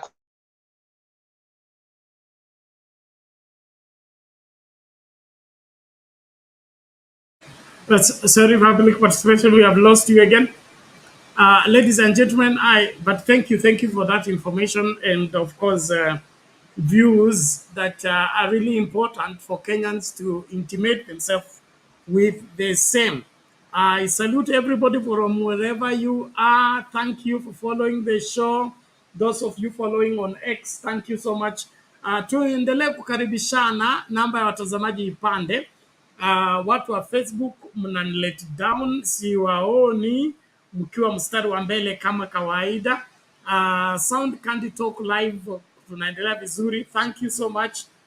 Naomba tumakinike. I want to bring in that dossier by Babo Wino so that we all understand what we are talking about. This country has to go back to the functioning state that Uhuru Kenyatta and Mwai Kibaki worked so hard to put the country back, where the government was more once again reliable, where you went to apply for abstract and you knew you'll get it, where you went to apply for passport and you knew you'll get it, where you didn't want to pray about birth certificate. We had made great progress as a country. But William Ruto and team are busy dragging us back to the 80s, where everything was preserved, the government, but the government feeds on your blood, on your sweat to survive by itself. We can't go back there. And so Kenyans, let's get angry, let's do what we must do. But all in all, Kenya must function. Kenya must work. Whoever that cannot run this country should exit from office. Awe Nakhumicha, awe Ruto, awe nini. Kama umeshindwa, umeshindwa. Hakuna haja ya kujifanya kwamba uko bize, ili hali kile unachofanya kinagandamiza maisha ya Wakenya. So let's get this. I will play up to the place where we can stop it. But I just follow and see the decadence that we are faced with in this country. And then, of course, we are still answering the question, is anything working in Kenya? Thank you very much, members of the press. I'm Babu Owino, Member of Parliament for Embakasi's constituency and a leader of Team Ground, the recently formed political movement that is doing the work under the doctrine of separation of powers, checks and balances, as was discovered or opined by Charles Louis de Montesquieu in the 17th century. So in this century, we are proceeding with this work to keep checks and balances on both the county governments and also the national government. Today, I want to issue the current sorry state of the Nairobi County government. Yesterday, the governor of Nairobi, Johnson Sakaja, did issue the state of the county. But to our surprise and the surprise of many Nairobians and Kenyans, there are so many flaws that has been committed in Nairobi County. To this extent, we have come up and analyzed the Auditor General's report that was released yesterday, 107-page report that is talking about the situation in Nairobi County. We have analyzed page by page from page 1 to the last page, which is page 107, and we have come up with the following facts, the conclusion to which there is serious misappropriation of funds in Nairobi County. There is serious embezzlement of funds in Nairobi County. There is serious pilferage of funds in Nairobi County. There is serious defrauding of the hard-earned money for the Nairobians, and there is serious misrepresentation of facts. To be short, the factoids presented by the current governor of Nairobi County. And therefore, if we want, number one, we want to talk about the type of audit opinions. And number one is the unqualified opinion.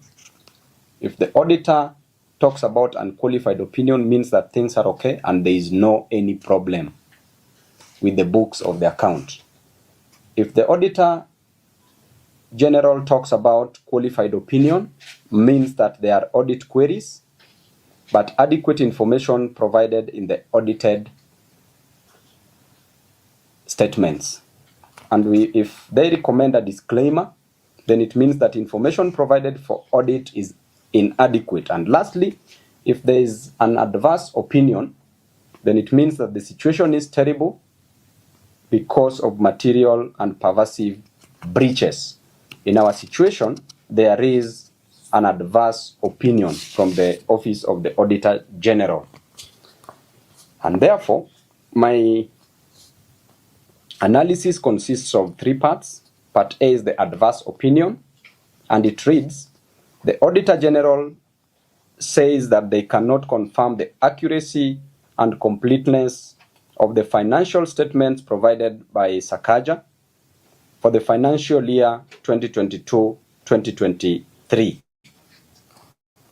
The difference in payment reported by the financial statements and the ledger, which ordinarily should be the same, is 5 billion Kenya shillings, which is lost, and that is found on page 2 of the Auditor General's report. Therefore, the governor of Nairobi cannot explain the 9 billion in pending bills, also in page 2. The controller of budget did approve 17 billion. Out of the 17 billion, the governor only paid 8 billion as pending bills, but 9 billion is lost. In addition to that, the pending bills balance, as indicated, is 98 billion, which the Auditor General says that could be hot air. Assets acquired by the county government are overstated by 320 million Kenya shillings, which is lost as per page 3 of the Auditor General's report. Next is the bank balances show that KRB, the RMLF indicates that 818 million Kenya shillings, that is what it indicates, while it should be 965 million Kenya shillings, which means that 147 million Kenya shillings is lost. Lost by lost means stolen or defrauded.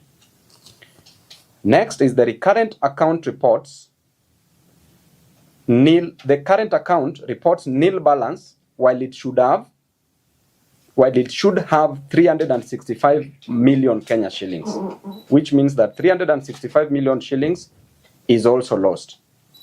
Next is the revenue account shows closing balance at nil while it should have been 1.9 billion Kenya shillings. Its opening balance also shows nil while it was 1.3 billion Kenya shillings. Therefore, the total amount of money lost there is 3.2 billion Kenya shillings. That is found on page 3 of the Auditor General report. Part D of it says that balances of 561 million in 43 bank accounts not supported at all. Auditors cannot confirm the accuracy of cash balances of 1.44 billion Kenya shillings. Number 7, for assets acquired through NMS amounting to 620 million Kenya shillings, which is unsupported, payments were made of 3.5 billion shillings and a further 3.7 billion Kenya shillings found on page 4. Air was paid. By air, it can mean oxygen, carbon dioxide, or any other air. Air was paid, or hot air was paid for at 60.8 million Kenya shillings, apparently for floodlights, but no supply was done and no entry was made for the same, found on page 4 of the report. Sakaja says he paid salaries of 11.2 billion Kenya shillings, but records of banks and IPPD shows only 8.8 billion Kenya shillings. Hence, 2.2 billion Kenya shillings was paid to ghost workers. By ghost workers, now it means that that money has been stolen. Purported payments of 161 million Kenya shillings and 93 million Kenya shillings to temporary workers were not supported by any documents at all. That is on page 5 of the report. Number 10, 226 million Kenya shillings from the salary account was paid through 46 fictitious transactions, not supported at all and not related to salaries, which means 226 million again stolen. That is on page 5 of the report. That is part A on adverse opinion. Part B says other emphasis. Other areas where money has been lost. Number 1, despite reporting to have spent 29.2 billion against a budget of 39.6 billion, the county committed additional 17.8 billion, meaning it spent a total of 47.1 billion, which is 7.5 billion shillings above the budget. Now you can see where the fraud is, because they've budgeted for money, but they've spent above what they budgeted for. So which means they were spending on what they didn't budget for. That is on page 6 of the report. Despite the county having a whooping, that is number 2, despite the county having a whooping 832 cases, this is where now there is serious fraud. The county had 832 cases. A mere 11 advocates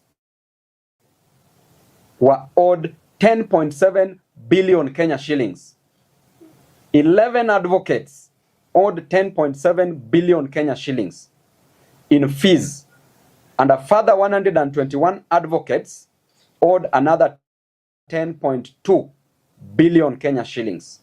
Hence, legal fees for 132 lawyers stood at 20.9 billion Kenya shillings.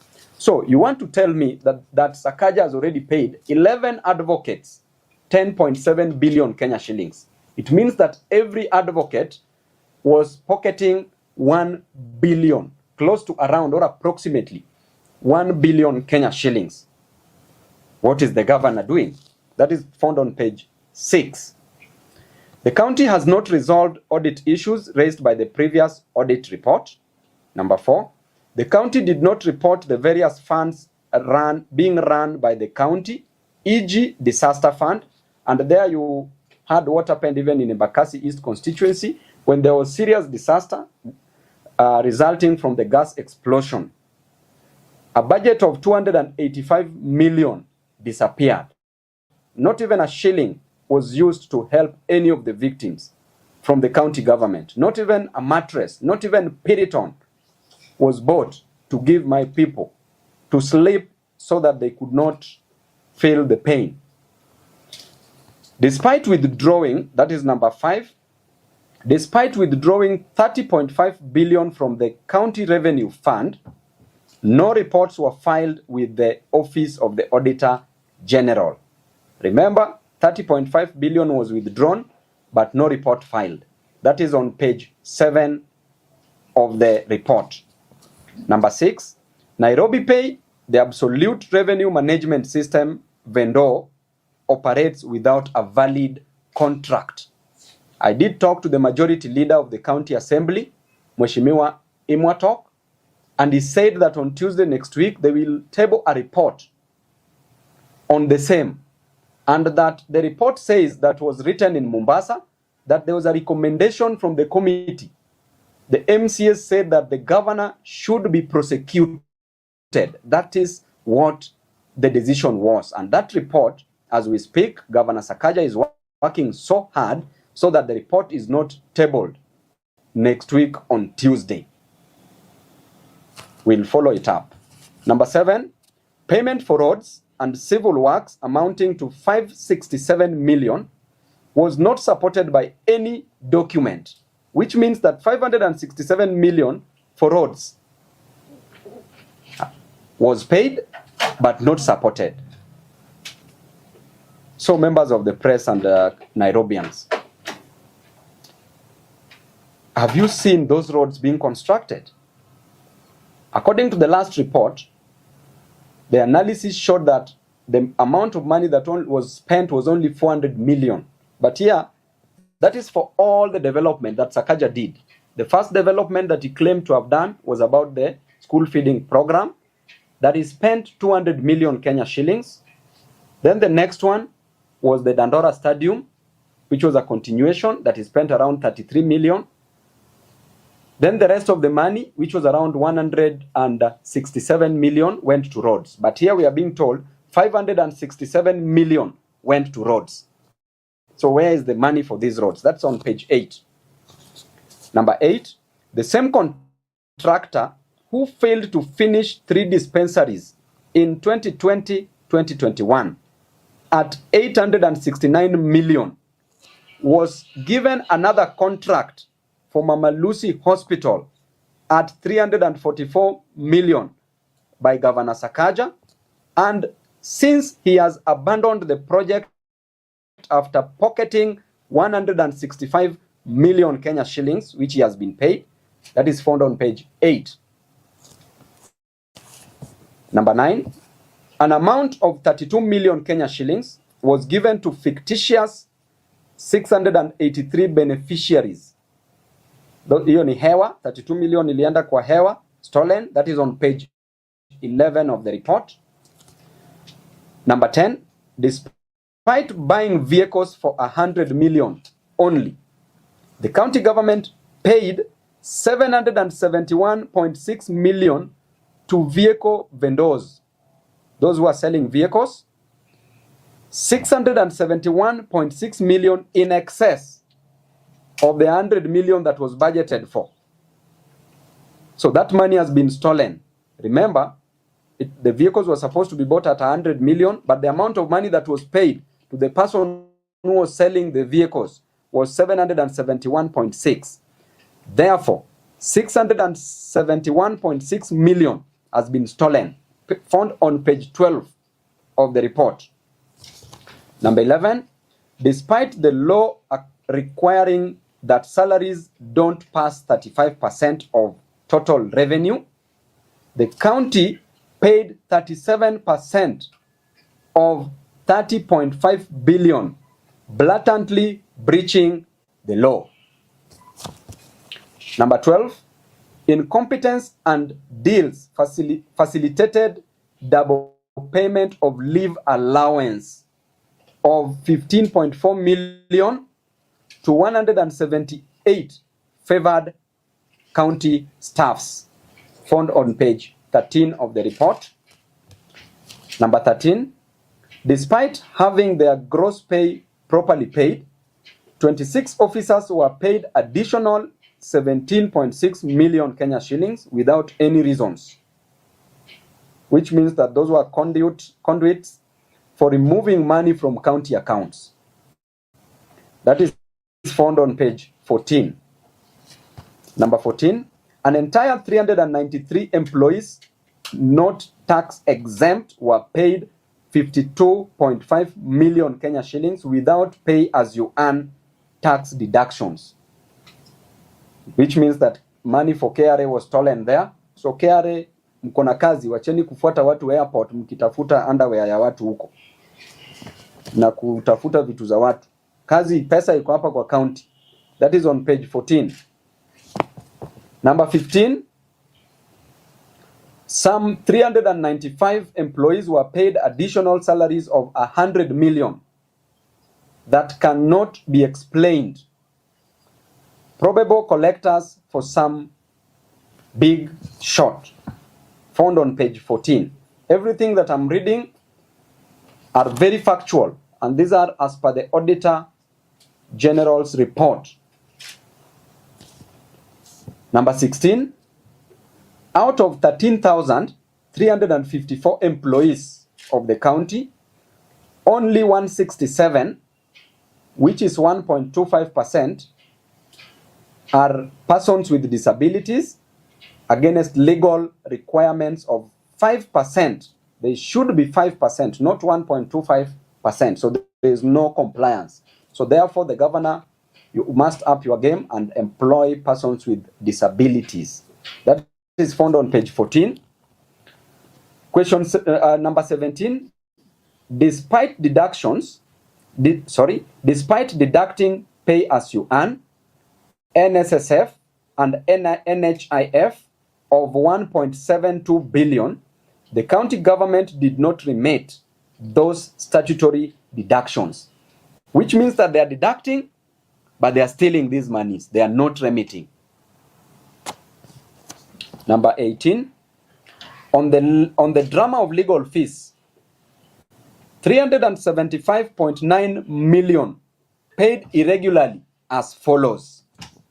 That runs from page 18 to page 24 of the Auditor General's report. Number A part of it, 34 million paid, 34 million Kenya shillings paid were a fee note of 80 million, which was raised in a case which was before the High Court in a commercial transaction, case number 1581 of 2014, to defend the county on outstanding land rates of 5.4 million. So 34 million was paid. Okay? The advocate raised a legal fee of 80 million. So I want you to note the nature of these cases and why 80 million should be raised for such cases. That was in 2014, but money has been paid now. Okay? So which means that one of the ways by which the governor uses to steal money from the county is through these legal fees. Using these lawyers, they have very exorbitant, expensive, high fee notes. Then that is where the government takes 50% of what he pays. And that is an agreement that he makes before. And that is what he dangles to some of the MCAs, that if you don't fight me, bring one lawyer, I pay your legal fees. So that is what is happening at the county.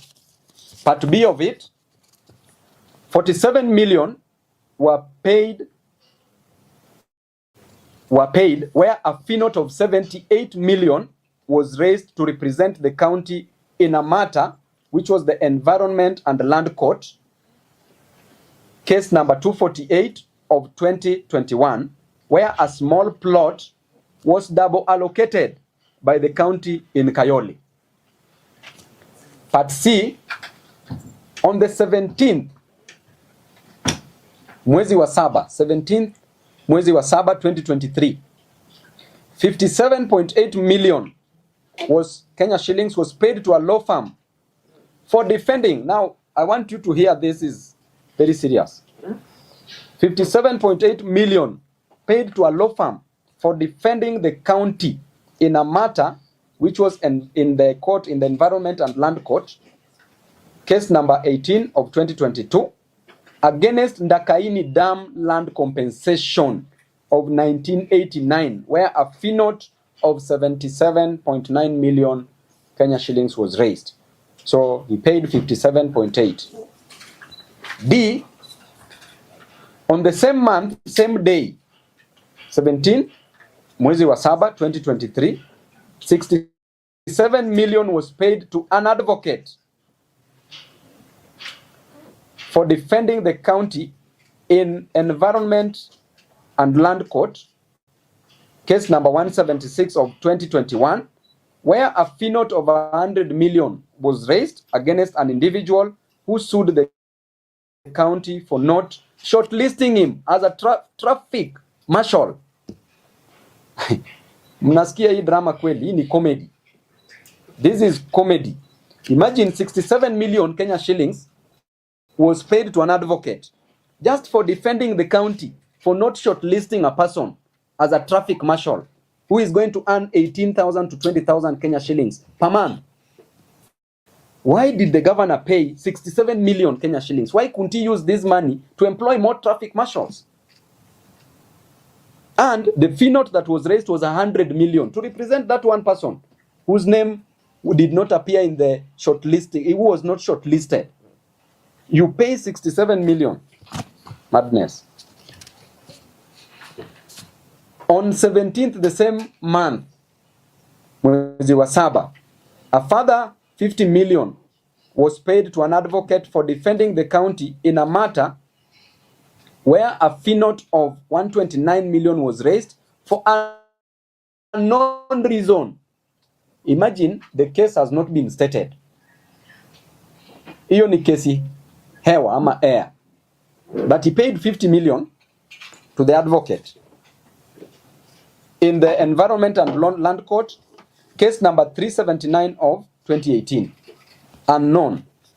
But they decided to fix a case number. But there is no case in such a situation.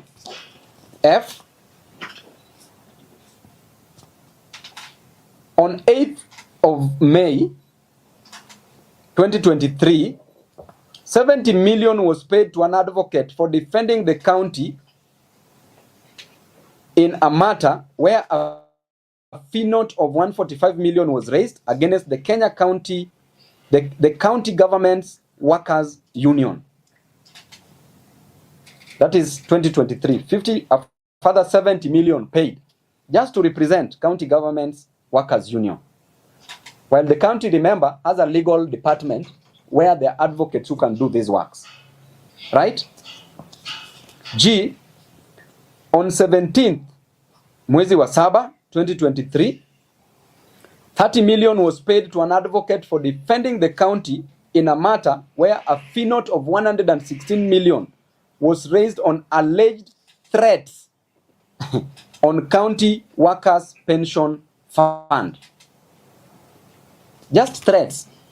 You issue a threat, you are taken to court, an advocate is paid 30 million. H. Even those who have cases for murder, cases for terrorism, they don't pay advocates such amounts. H. On the 17th of March 2023, 20 million Kenya shillings was paid to a law firm for defending the county government in a matter which is before the High Court, a miscellaneous case number 123 of 2017.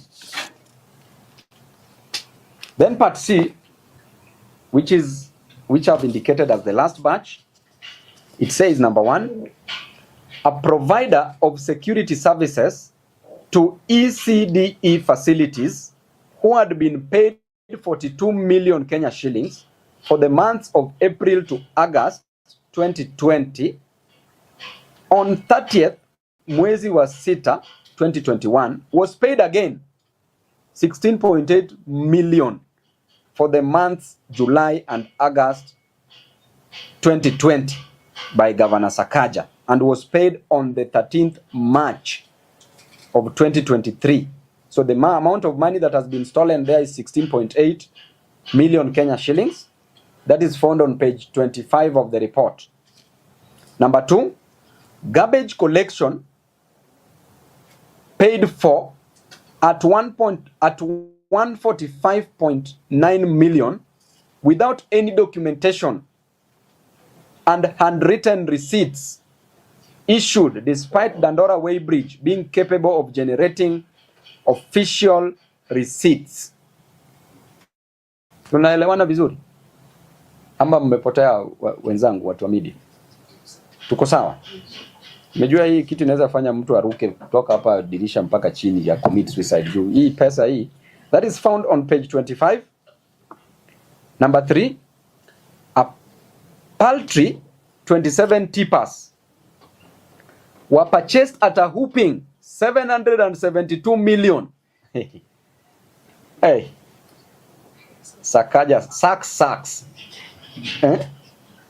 Hey, hii ni dishi na county kweli.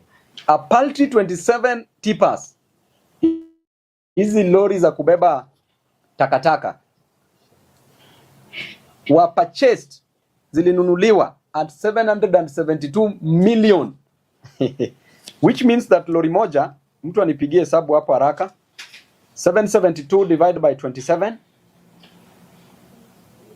tupate bei ya lori moja hapo haraka sana, is approximately 30 what million? 28 million. So lori moja ya tipa ilinunuliwa at 28 million. Hey, that is on page 26. Other notables: Governor Sakaja has refused to appoint critical staff.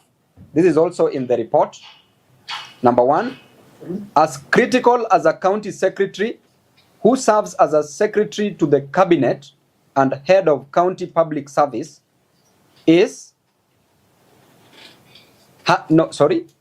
county public service has not been appointed a substantive office holder for 19 months. Someone is still acting with restricted powers. Number 2, on the 35 accounting officers, only 29 have been appointed 19 months down the line. The question is, aren't there enough qualified people in Nairobi to do the jobs? Why haven't we appointed the 16 remaining? Number 3, there is a case seeking to nullify the appointment of Sakaja's County Public Service Board members due to breach of the law. So that means clearly that he's a lawless man, as you can see. And therefore, Sakaja's state of the county was merely diversory. Number 1, the big projects, building primary school classrooms, which is not his duty, as he was purporting and saying, that is a function of the national government. The big projects, building primary school classrooms, northern collector tunnel for water, waste to energy power facility, are not in the county government's budget, as he was saying that he will do them in this financial year. They are not in the budget. Therefore, he cannot do that which is not in the budget. Number 2, the county was running a budget of 42 billion with a development portion of 12 billion Kenya shillings. So the question is, where does this money go to? Because this financial year, clearly, Sakaja has only spent 400 million Kenya shillings. So where is the rest of the 12 billion? We are finishing our financial year in June. Number 3, as at 31st December 2023, end of financial year 2023-24, Sakaja had only collected 3.8 billion in on-source revenue. How can he lie that he collects the budgeted 19 billion? on the on-source revenue. And if indeed he said that he collects that, then where is the balance, the deficit? Where has this money been taken to? Because he says that he collects money. So where is this money taken to? Number 4, Dishina County is getting funding from government development partners, from the national government, from the county government. And kitchens being built by the county government. Who is this so-called implementing partner? They've not been mentioned anywhere. Where and what is the contract between them and the county? That's a sensitive docket where you cannot say that you are in a contract with somebody and that contract is impliedly. The contract must be expressly. It must be put down on paper because that's a sensitive docket. We are dealing with children.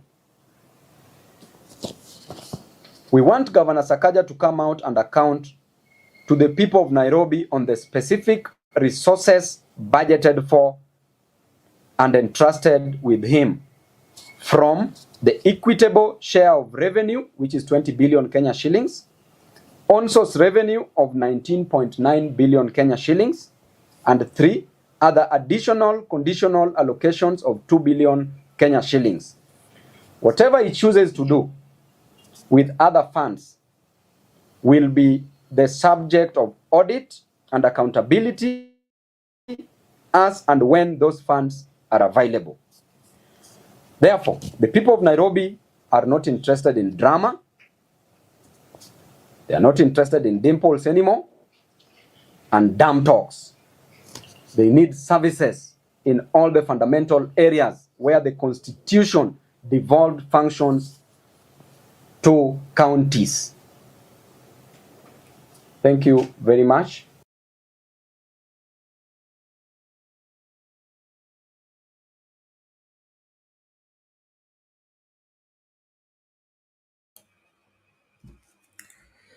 Ladies and gentlemen, that is it. Nairobi and Asiege. Public participation, you added that, so you can weigh on that briefly, and then Innocent can baptize it. Hata masandi haya yanaanza kukatika. Public participation, are you there?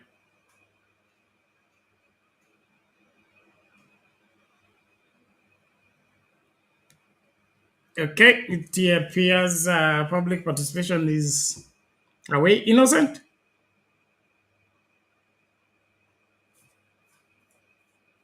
Yep. Haya, Nairobi ndio hiyo, Dimples.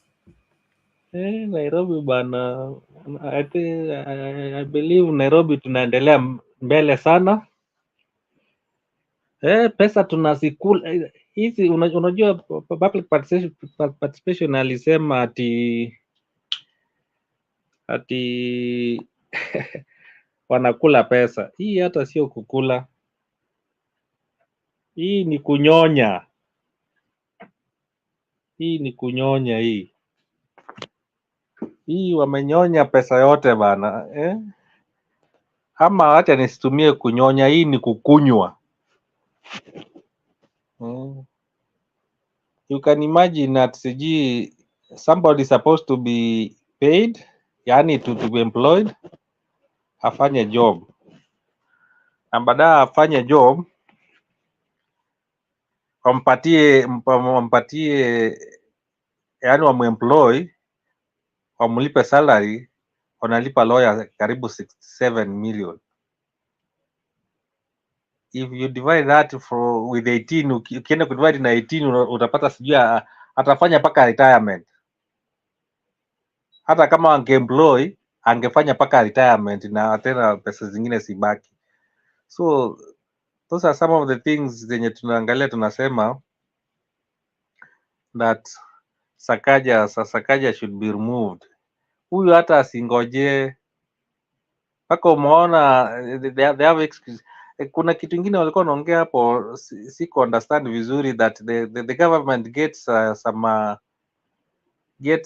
some commission from the deals. So means the national government pia kuna mahali inaingilia hiyo kitu.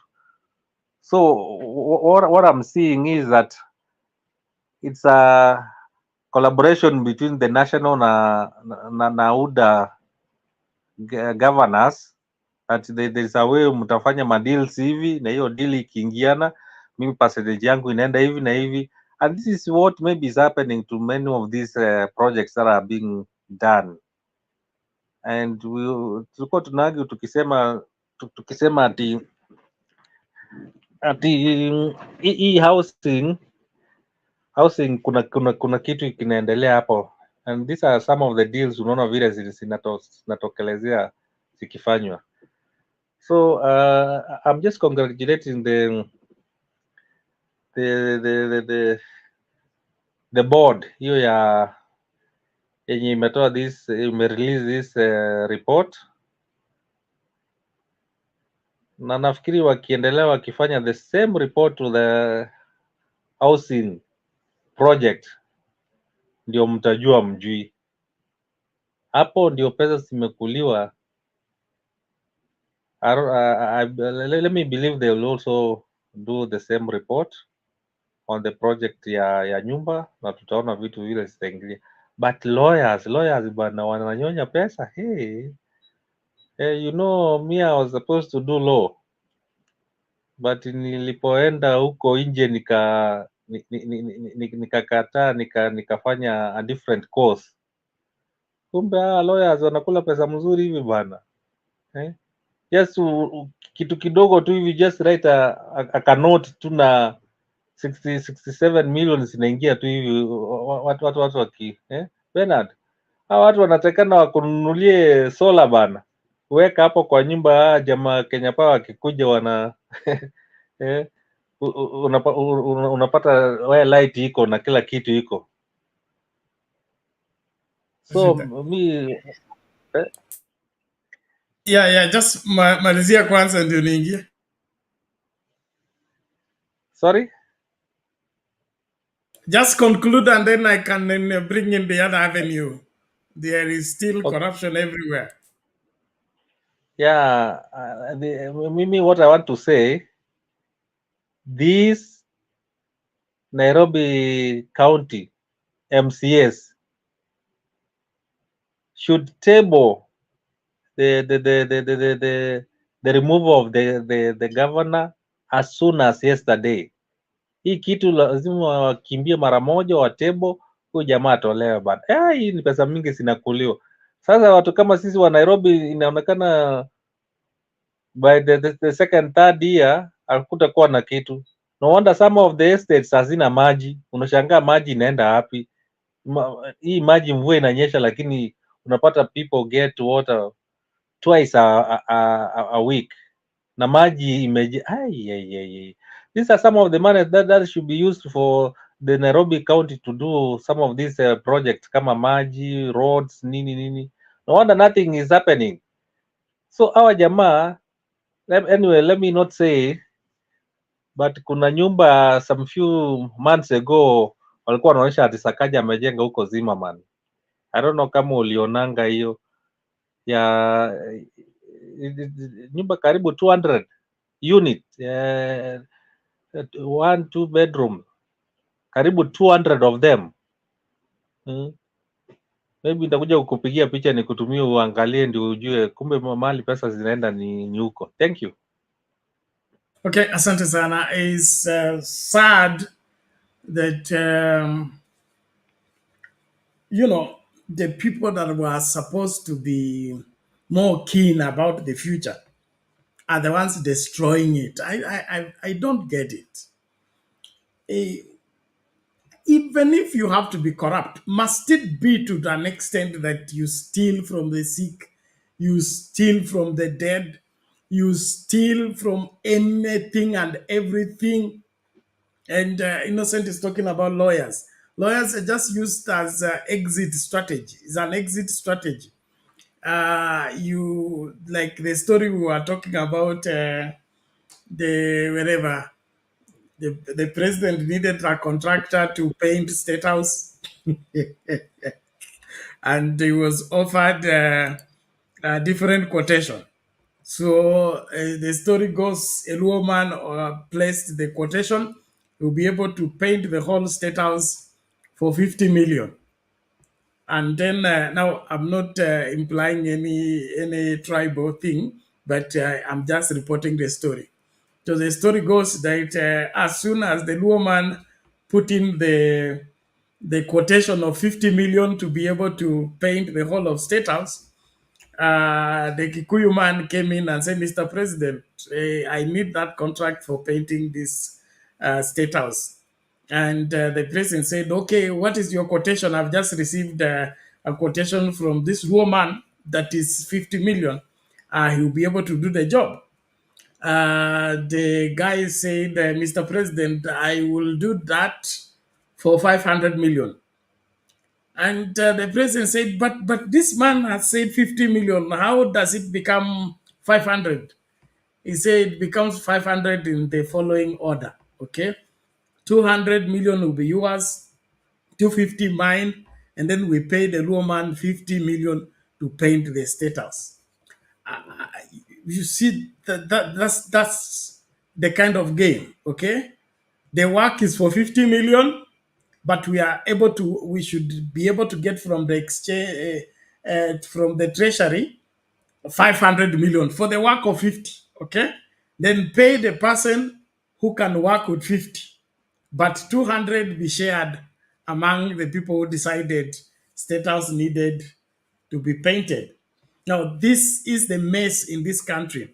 And the worst part of it is that it is devolved to counties.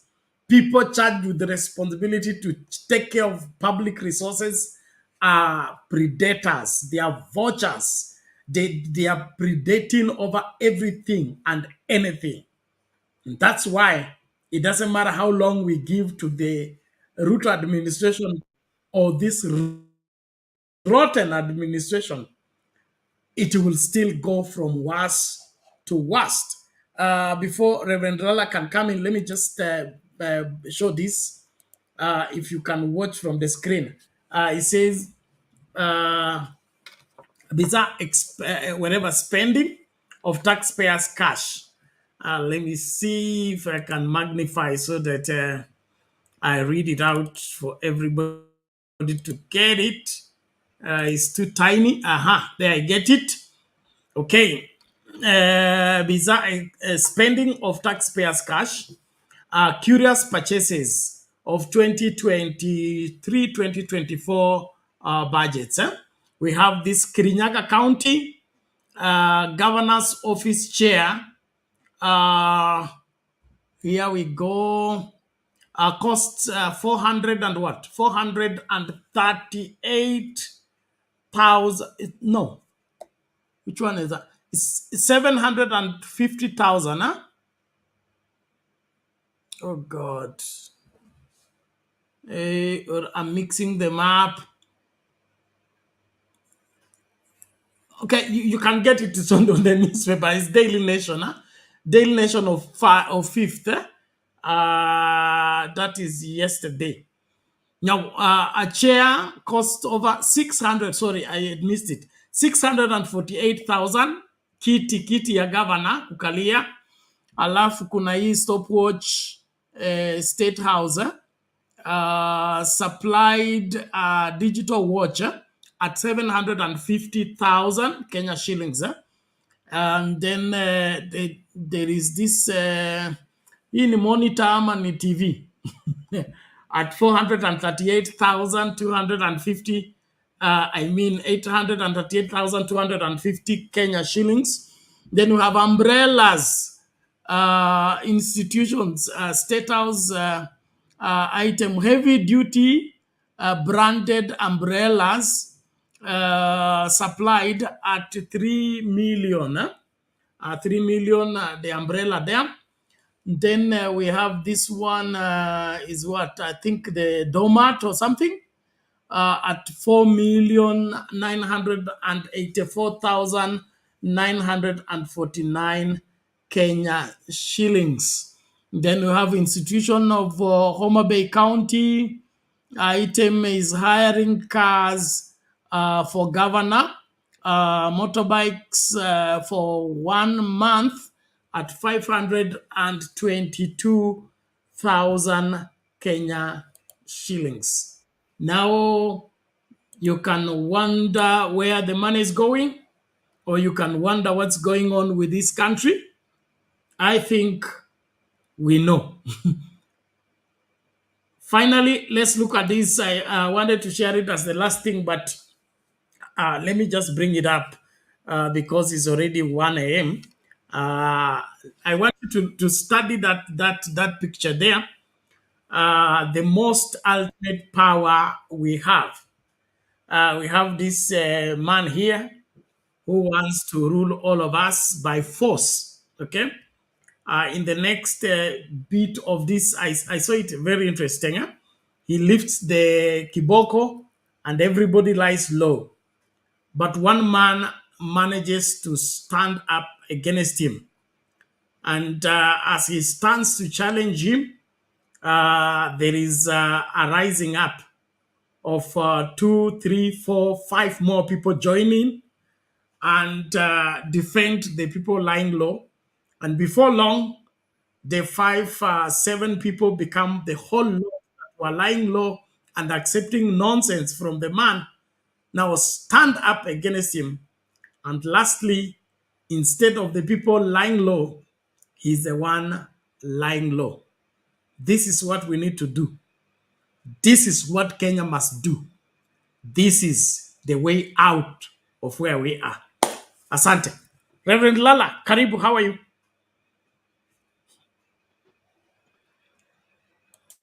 Good to be here. A little sore throat, but I'm good. Innocent, Ben, and public participation, and all of you in the background. I listened to a bit of that presentation by Babu Owino, and I felt sick to my stomach. Just listening to, because I'd not read anything. This is the first time I just opened it and I saw that going on. And clearly, every Kenyan must be sick like I am. You see, I live in the US, and no matter how much we don't want to be like them, they're perhaps behind some of our challenges, but there's some things we can learn from them. We learned the way of the Constitution, we borrowed a lot from them. And the question is, why should we just pick some few things and leave others? I'll give you an example. In the US, even where I work, if you hear of federal government on your case, you are going to jail. If you hear that the case has been taken on by the federal government, your deal is done. And they will come if there is something in the city or in the state, and they are there to supervise, whatever's going on in terms of corruption and things like that. So you hear something like the state has handed over to the federal government, there is no escape. Kenyans know that. But you see, those are left out when wananchi are being cheated and lied on. We are experimenting with a new form of governance, the devolved government. And so if we are going to borrow or sell or adopt a system, why can't we adapt the entire thing so that we can follow what is practical? I've been home a few times, and what I've seen happening is this: a corrupt county official who has stolen a lot of money will be followed by the so-called investigator, what you call them ESC, whatever. And they get one in particular from Homa Bay. Now I think he's being prosecuted. Got in his car, goes to Nairobi, has some talks over there. I don't know whom he talks to. When he comes home, things are done. Okay, in other words, our system, which is the national office, really is a perpetrator of the crime, because what are they doing? So we might point to Sakaja, but Sakaja is a student of a corrupt system. Our young people see this as the example. So when we talk about young people leading, where are they leading us to? Sakaja is a young man. Yesterday we were talking about the new leadership that we need to emerge from Kenyans, but now the younger ones are even worse, because what I'm reading today is really sickening. If this is the legacy of our youth, then we are lost, completely lost. But I think we should never be shocked when a country simply decides to move away from Ruto did not campaign for the name of corruption. They didn't. Okay, so they didn't talk about it. Only Azimio talked about it, and now they have the government. So we are getting exactly what was presented to us. We knew the problem was corruption. We saw Uhuru struggling. We saw him having conferences in the State House. We knew him, and we knew who are the thieves. And so for people now to come and tell us, oh, we didn't know, we thought you're going to change. Change what? As if we don't have brains. I think the problem is Kenyans. Don't know which way inagani. May God help us save our brains. Our intelligence is gone. Nothing. And seeing what we are seeing now is sickening. Knowing how our people are suffering. Our kids can't go to school, and yet the money is given and being eaten. And now, if it's done in the counties the way it is, how about the national government? How about where the chief, the chief, the head, the Onyesi, whatever you call them, Onyesi, stays?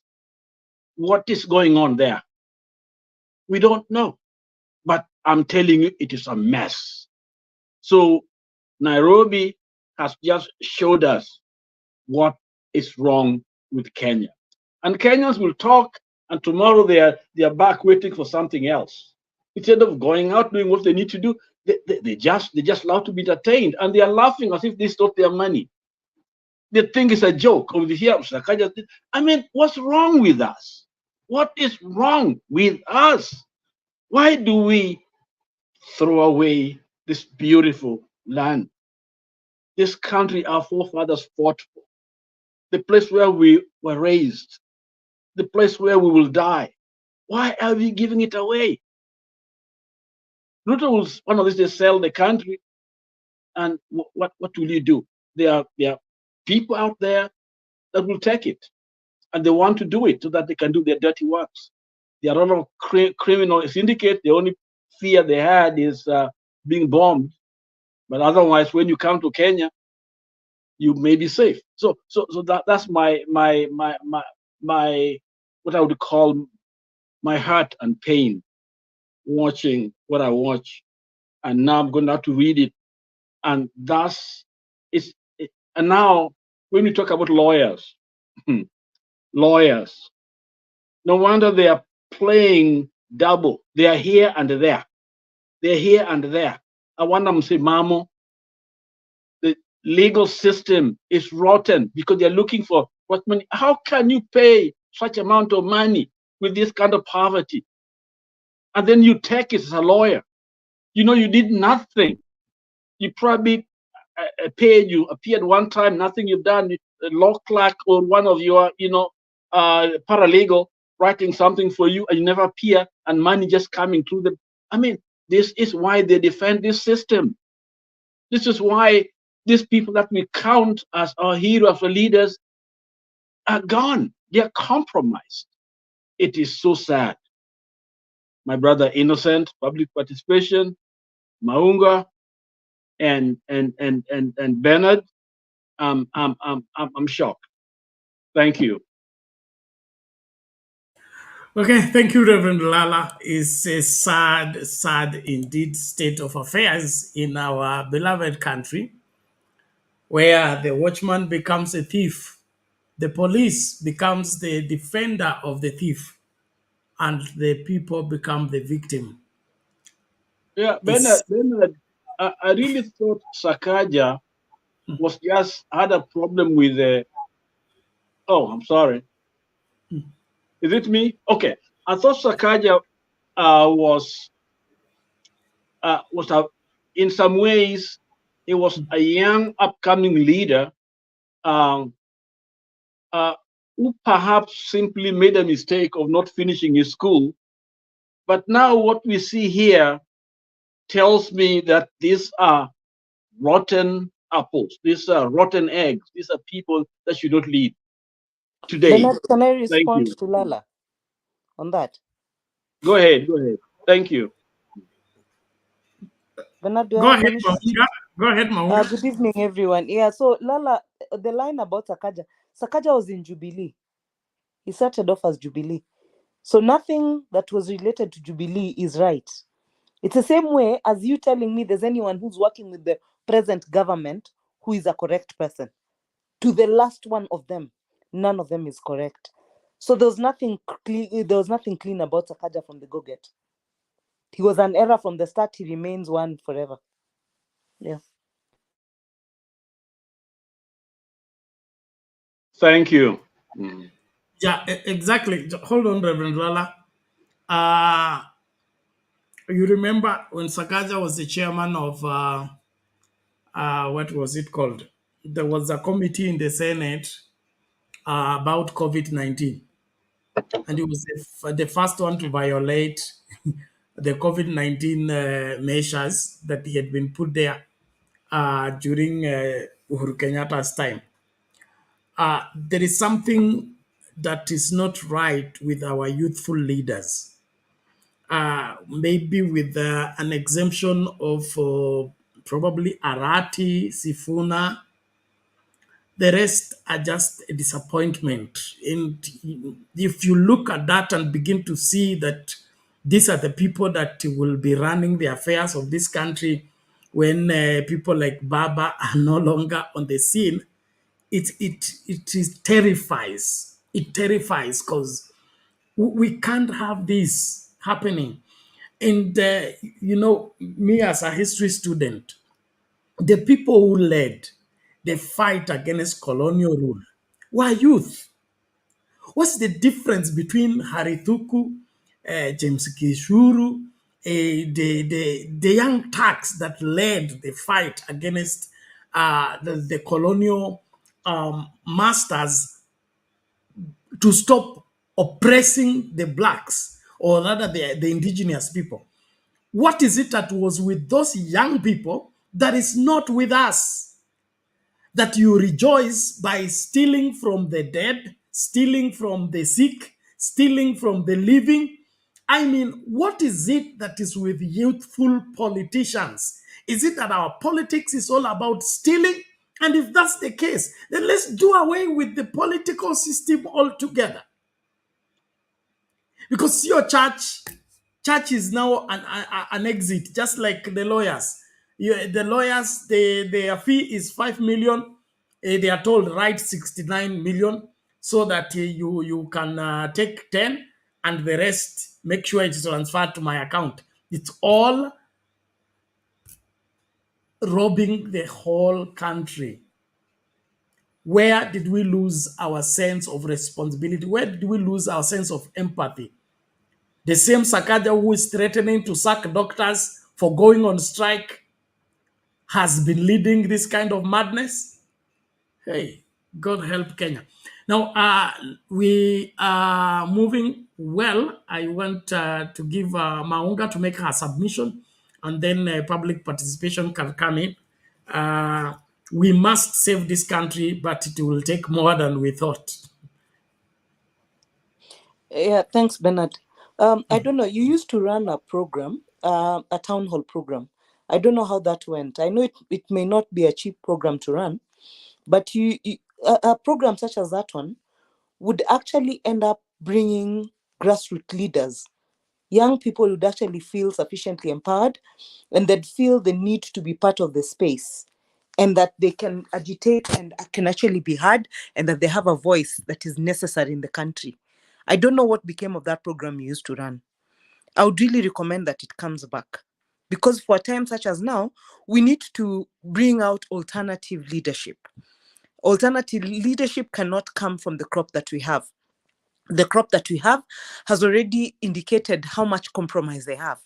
You rightly mentioned Arati, and you mentioned Sifuna. There are people I would like to inspire confidence in me, but it is not lost on me that the likes of Arati actually cowed and bowed down to Ruto, and was even in State House for whatever reason. I do not care whether he's governor.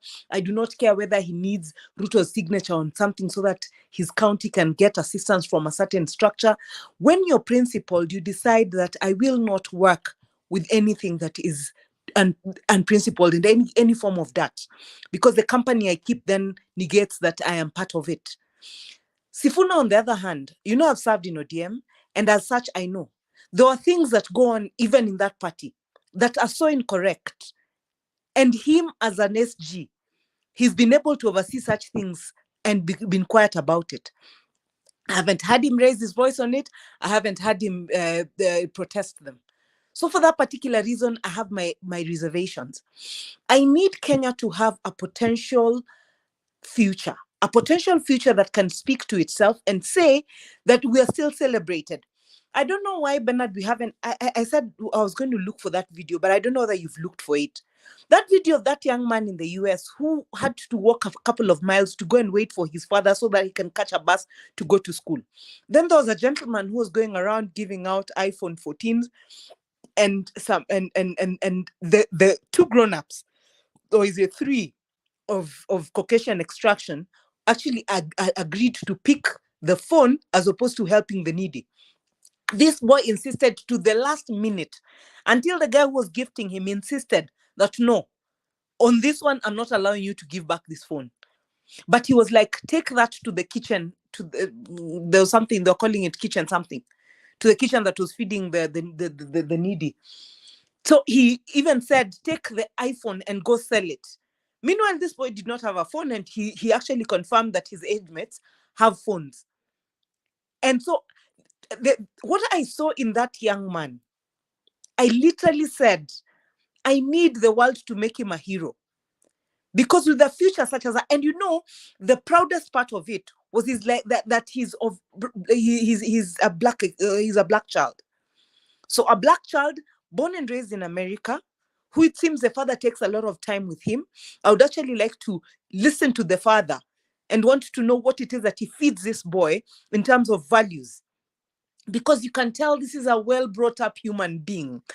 This is someone who it was worth a woman laboring and risking her life to give birth to. Because at that point, if you risked and God forbid you lost your life giving birth to such a thing, you have given birth to hope. You have given birth to literally a Jesus, of our time. So for me, watching that young man was a great inspiration. So when we have such videos and we take it viral, and during your programs, those town halls that you're doing with the young people after church, even if we should go the direction of sponsoring those programs, Bernard, by all means, please get that back. Because we need to create an alternative, and we need to create a channel of hope.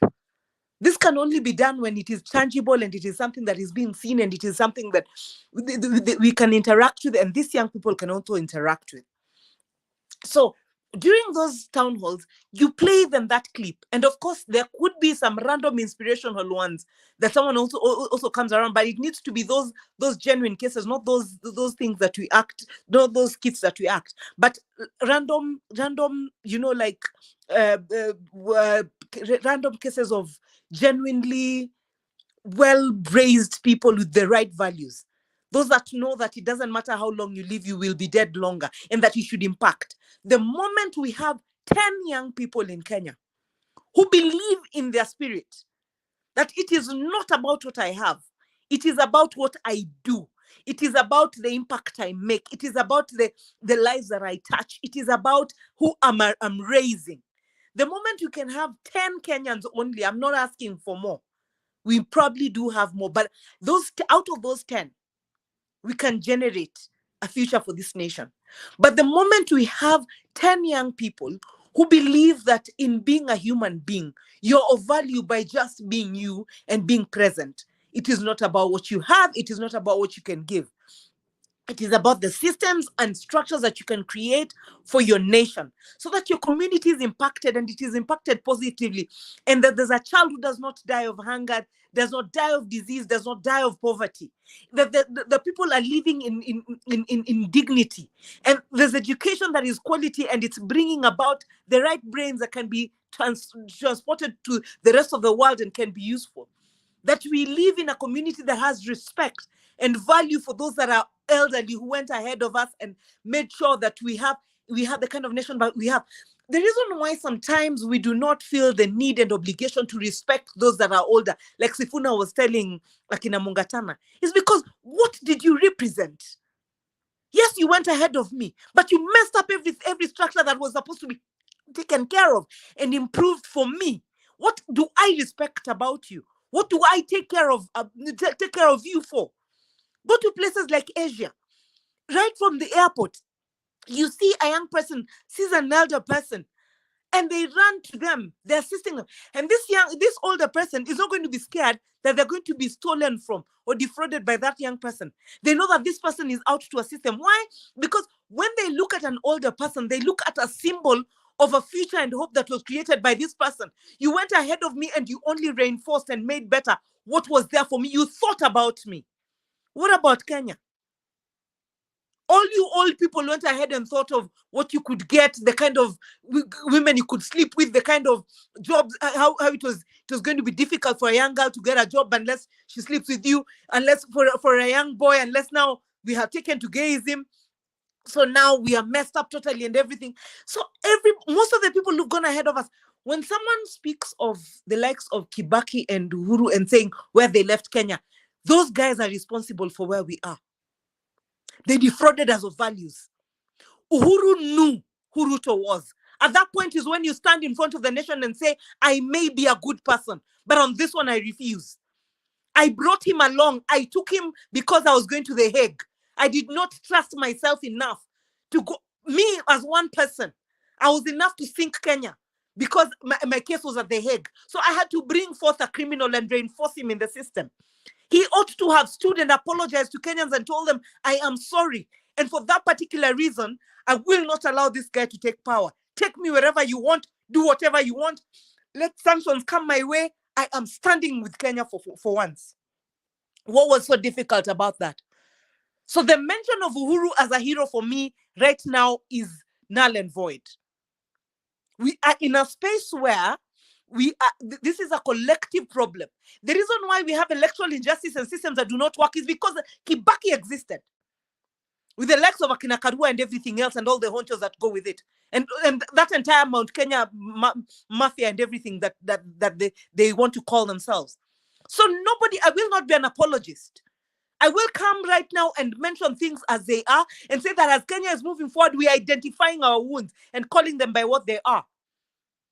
The tribalism that is transfixed in those people is because right now, the only reason we are having anyone fighting Ruto right now is not because they're any better people. The reason Babu is fighting Sakaja is not because he cares about Nairobians. When Nyakango came and said that their salaries appear 3 times on the budget, did I hear any lawmaker speak? So nobody should come and pull out for me whatever Sakaja is doing. We cannot operate from scales of lesser evil and reinforce it at every opportunity. And then we sit back and think that is something worth applauding.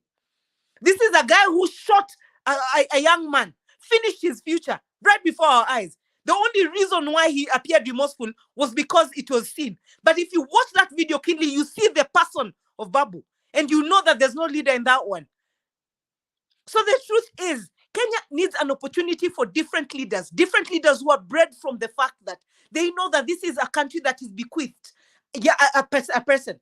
When you're in a leadership position, you're holding it in trust and you're supposed to hand the baton to somebody else. When you're handing that baton, it is honorable. We do not care how much you have. We do not care the kind of vehicle you're bringing. We do not care about your bursaries. We do not care about asking you to build our schools. Public participation alluded. We are paying 47% in taxes. That is supposed to go and fix that. I saw a young boy wearing a school uniform, bearing a poster written, "Thank you very much, Mheshimiwa Rati for, Rama, for making sure you've given us bursaries for school." You should have seen the look of that boy. He was actually even looking down. His demeanor was that of, how helpless am I that I have to come and look at this thief, this criminal, to come and write on my chest and bear it. I've got a higher future, better chance to be a better person in this country who would walk in this soil than this Arama criminal can ever be. But on this day, I carry a poster with his name just because poverty has forced me to do this. Why? Because that is what they've done to us. Then what do? We turn up where they are and we clap. Kenyans have to decide that this is our nation. We will not be dignified by people who, even for their children to go to the toilet, they need to use our taxes for their children to wipe their bums, using tissue bought using our tax money. That is how degradable those guys are. All of us seated on this panel are way better than any of those who are Shimumiwa. You guys usually sit and call honorable. There's nothing honorable about anyone referring to themselves as a leader in this country right now.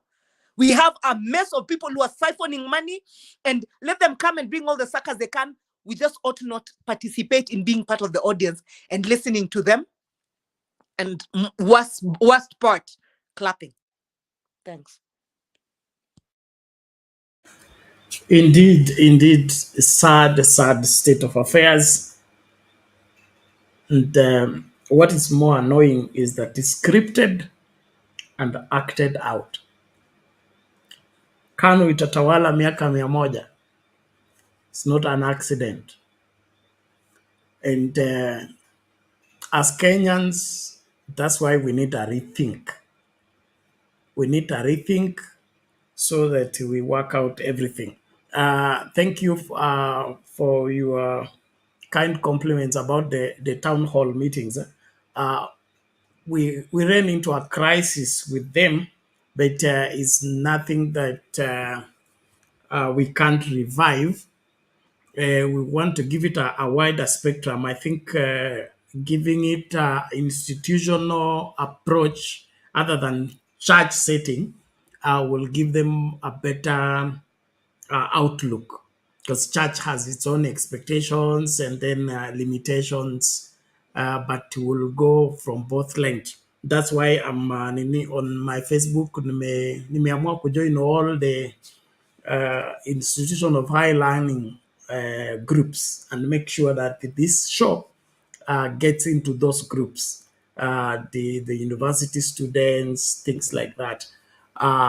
Through that, we are able to pass right information, get to rightful people.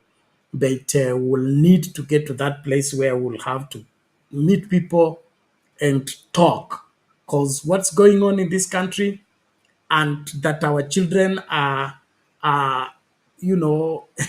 embracing that. Let me just show this before Reverend Lala. I can see Reverend Lala has some response. Let me just show you this. Is it, do I even call it hilarious or funny cartoon? And it speaks volumes, okay? It speaks volumes.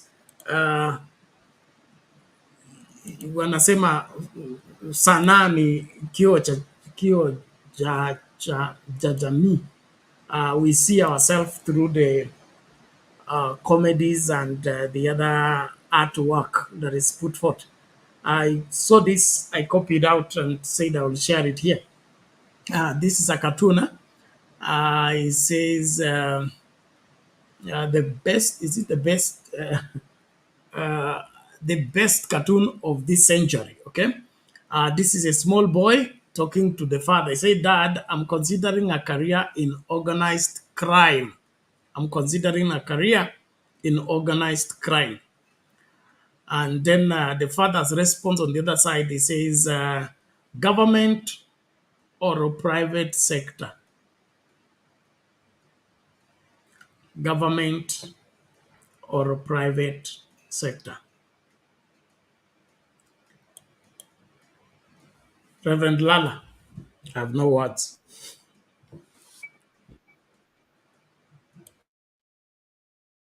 Uh, I didn't see it. I was not able to see what the cartoon. But I just wanted to. Okay, hold on. It's a conversation between a small boy and the father. And the small boy, I would say, because of the influence of the society and the profiting of corruption, he says, Dad, I'm considering a career in organized crime. I'm considering a career in organized crime. And of course, naturally, the father should reprimand the boy and show him how bad or how unacceptable that would be. But look at his response. He said, this career, you want to focus in government Mhm. organized crime I or get private it. sector organized crime? I get it. And I concur with my sister Maungu very much. The fact that the rot is deeper. The only place where I may challenge you a little bit is the fact that when things are in this level, then you can't find a leader because there are those that are not bow down to this particular system. They may not be very vocal, but they are there. So if we use the same broom, then we're going to strip everybody out. They're going to be nobody. And so these guys will have a field day. So I think there are those that are more culprits of the crime. There are those that can explain themselves. They are not into it. And so we also have to be to understand what's really behind the scene. But my point has always been that it is all of us together because we can't just.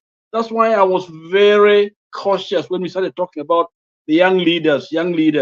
When we were discussing it, and I challenged most of us that let us look at our collective voice together as Kenyans. What do we want?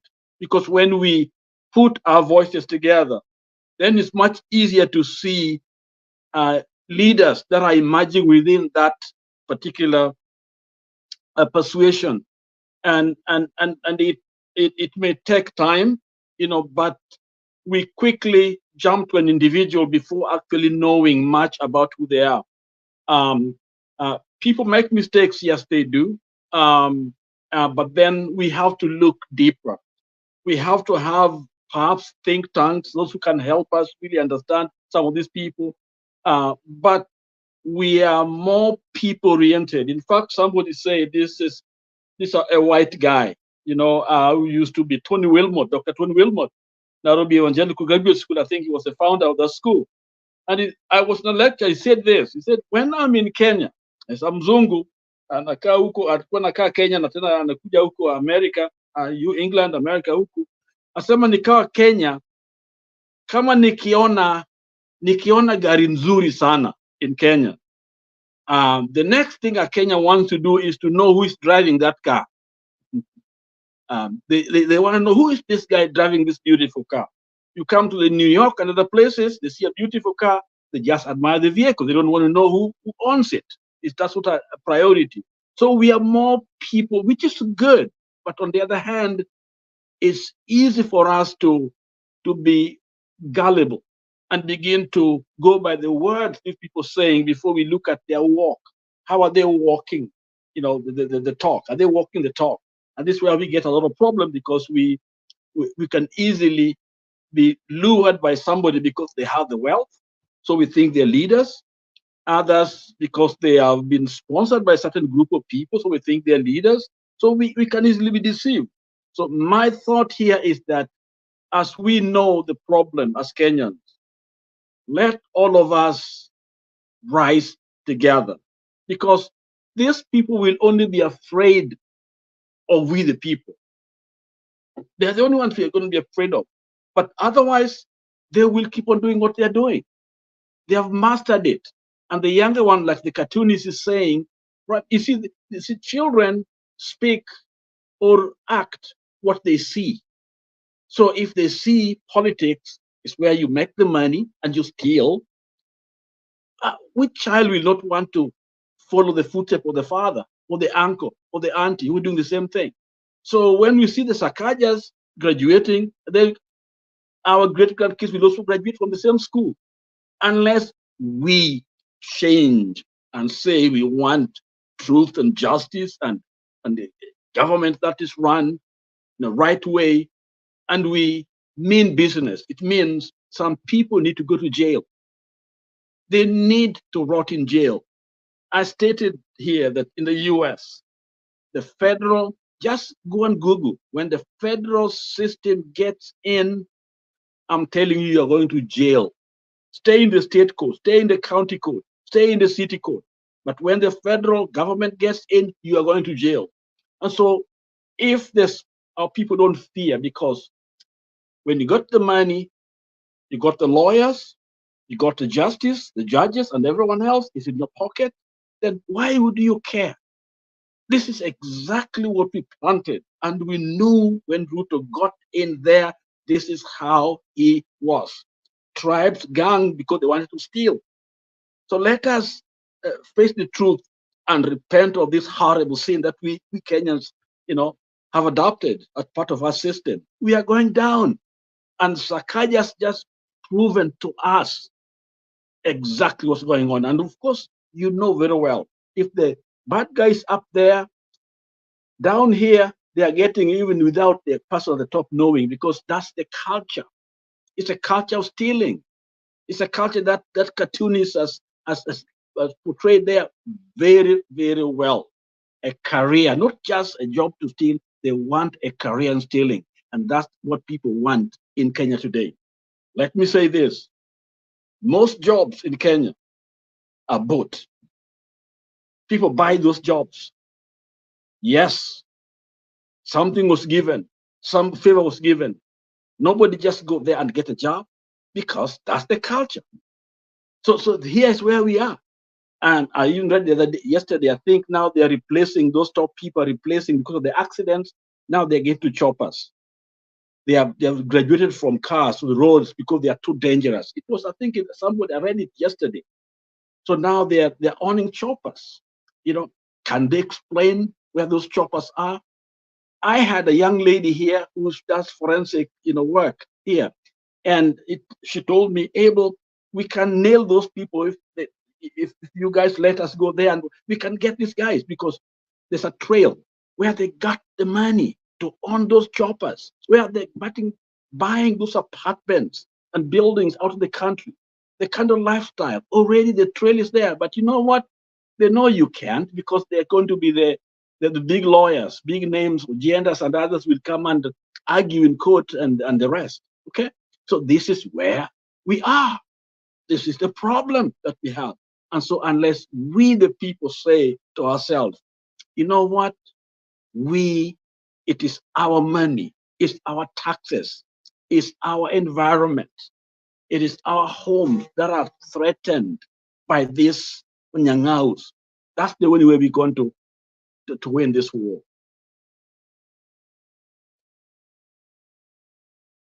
Back to you, Ben. Thank you, sir. We appreciate that. And a long war that we have to fight until we win.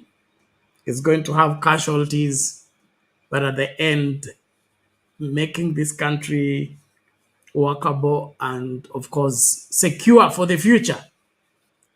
I think there is a teaching that was taught by Archbishop Benson Idahosa of his blessed memory, that no price is too high.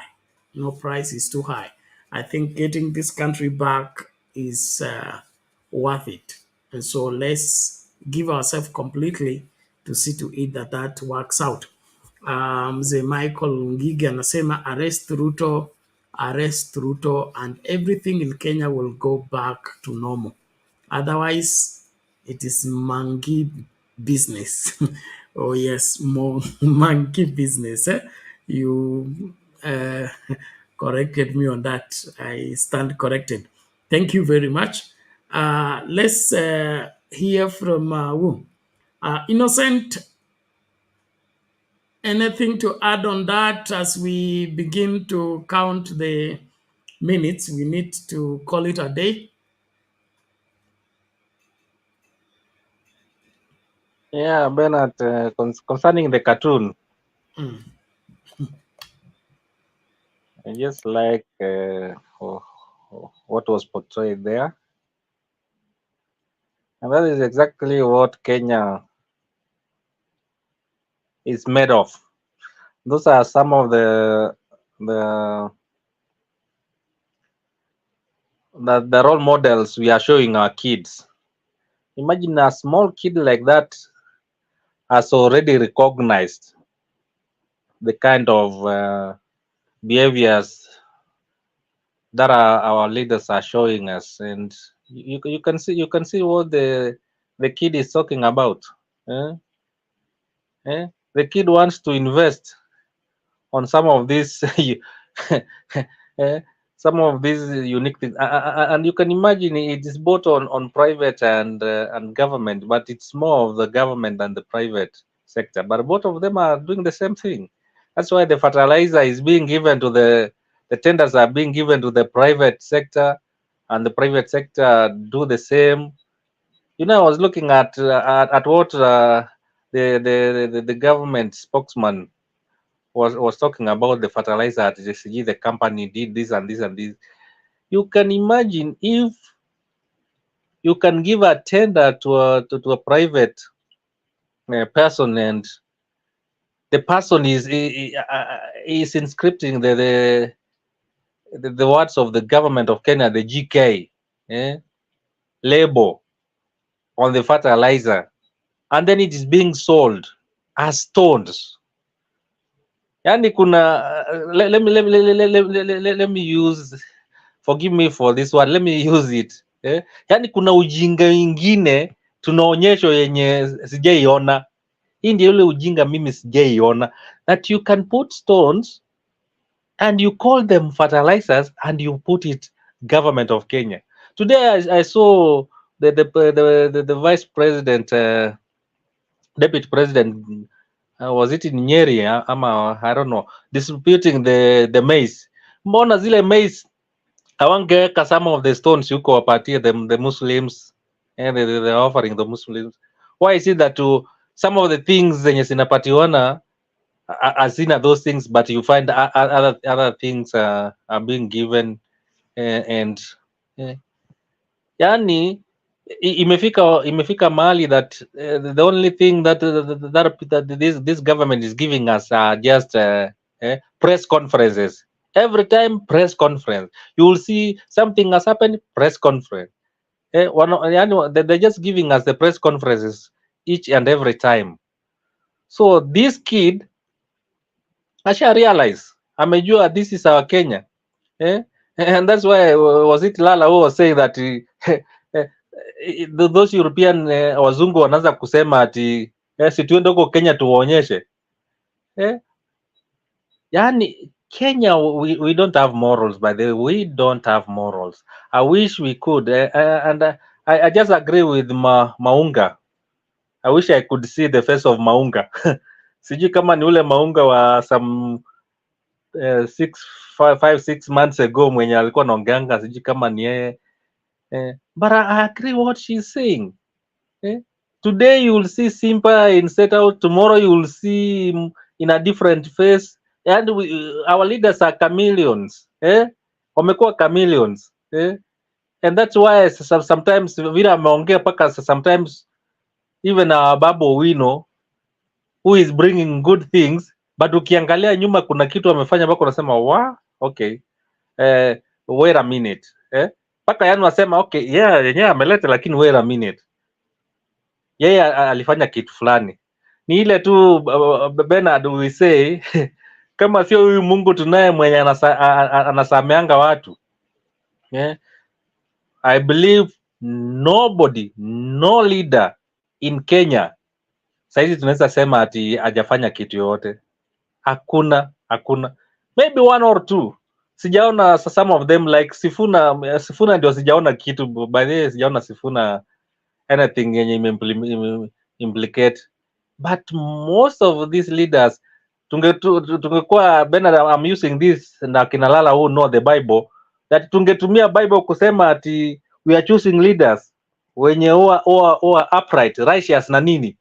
nobody will pass the bill. Hakuna mwenye atapita hii kitu. So Hata Bible haina. All of us have faults, and yes, I want. Lakini that's why we learn.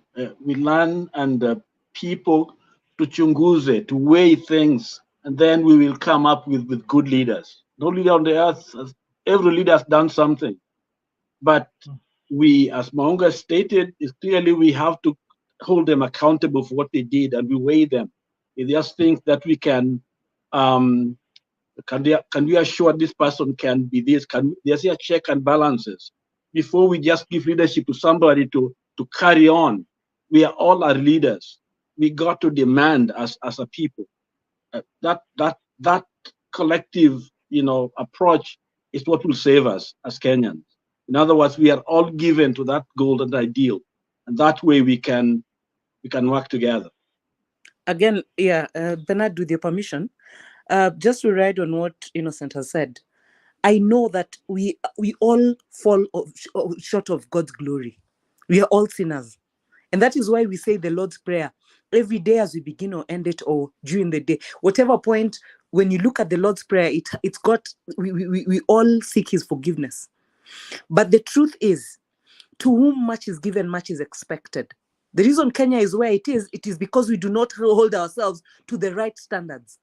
When you're coming to pick of my taxes, when you're coming to pick 47% of my taxes to do with whatever you please, whatever I'm supposed to entrust you to do with, that the law is supposed to guide you on, by all means, I need to hold you to higher standards.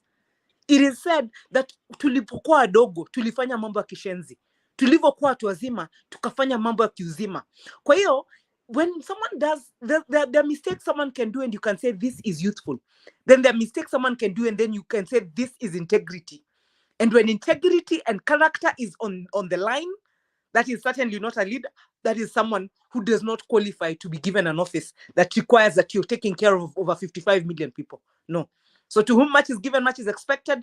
We all fall short, but our shortness is determined based on where we are. Thanks. Right. Thank you. Innocent Wende umebua hiyo.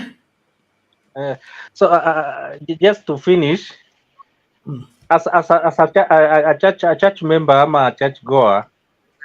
I'm just looking at the Kenya sasa, niseme nikiangalia hata pastors peke yake. Is there a pastor unaweza sema ati huyu pastor hata akikuja atusema ati anataka kuchukua, ama bishop anataka kupatiwa kiti? Is there any pastor unaweza sema ati okay, let's pick this one? I remember one of the sorry? Yes, there are. They're just not in the limelight. They're not just not all the criminals that are now attaching themselves to this fake government, or the ones that come out to steal from us. But yes, in the clergy, they're still good people. Akina Muheria, they're still there.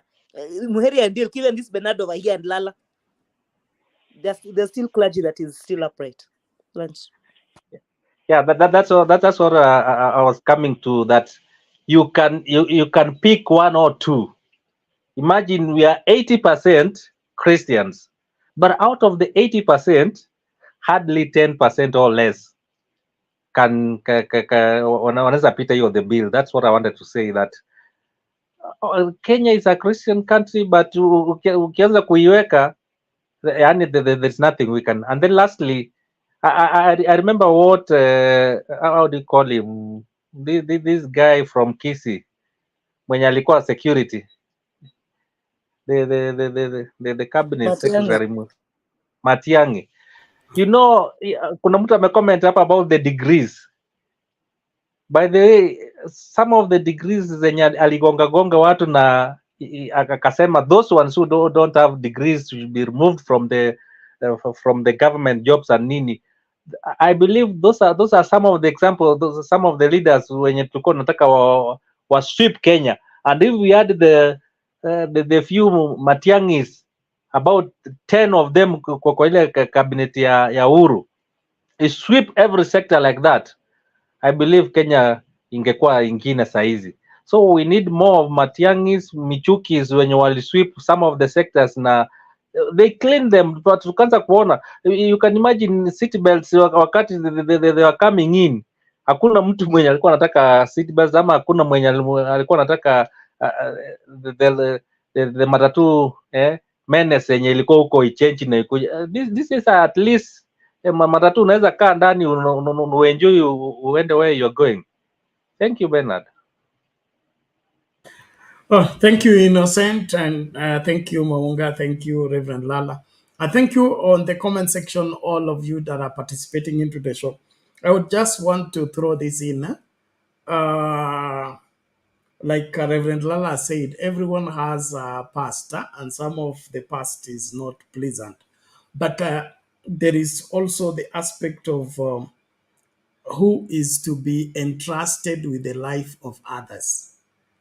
As Maunga said, Uhuru Kenyatta should not have walked back from the statement he said, hawezi kuachia serikali mwizi. Angekwamia tu hapo, hatungekuwa mahali tupo. Lakini kile kilichoendelea hapo katikati mpaka ikawa serikali imeibwa na inapeanwa kwa mwizi, alafu tunaamini kwamba tutafuata mwizi tuichukue baadaye, hapo ndio kuliharibika. But for Babu Wino and team, I always say that most of us who are in the church, we love David. We call him a man after God's heart. But he wasn't that all clean. We love Moses, the greatest leader that ever lived. Buried somebody under the sand. So everybody has some skeletons somewhere. But we should separate between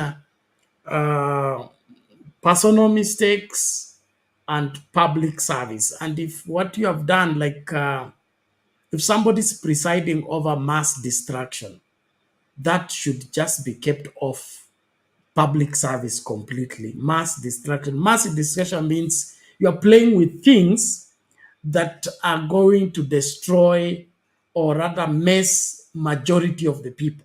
Like now what Linturi is doing. He knows the Kenyan economy is an agriculture economy, okay? Then you're entrusted with responsibility to see to it that agriculture works. Then you are the one that allows fake fertilizer and fake seed to be in the hands of farmers. That is like signing for Kenyans to starve to death. Now, Bernard, when that, sorry to interrupt you. Linturi is not in that docket to make sure that Kenya is food secure.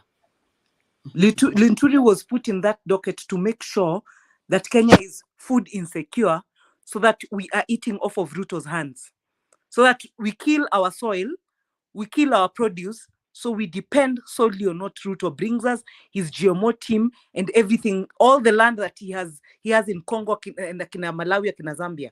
That is where he's supposed to get his food from, and that is why he's supposed to kill the Kenyan agriculture. So Linturi is doing what he was hired to do. Thanks. Exactly. And that is the sad state of affairs. You know, you can even be given a job, and your job is to go and I will of course revert to Bible. Like the best example is the midwives of Egypt, who are given orders from above to kill every boy child that is born of the Israel family, so that they are able to control the population and enslave Israel for life. But the Bible says these midwives feared God, and instead of them carrying out the killings that Pharaoh wanted, okay, they ended up keeping off committing that particular bloodshed. And so we need to make maximum use, even if you will be in that office for 2 months, let the impact and the right straightening of things in that office be done, that before you are dismissed, you have demolished 1 or 2 things. But this aspect of playing ball and following script, when you know that script is going to kill Kenyans, that script is going to impoverish Kenyans, that script is going to make Kenya poorer than they are, and you just act it out as if, you don't care. That is where I have a point of departure. Why do you exist as a human being in the first place? That you have a brain and you know that this thing is going to destroy lives. Why carry it on? Why not even resign?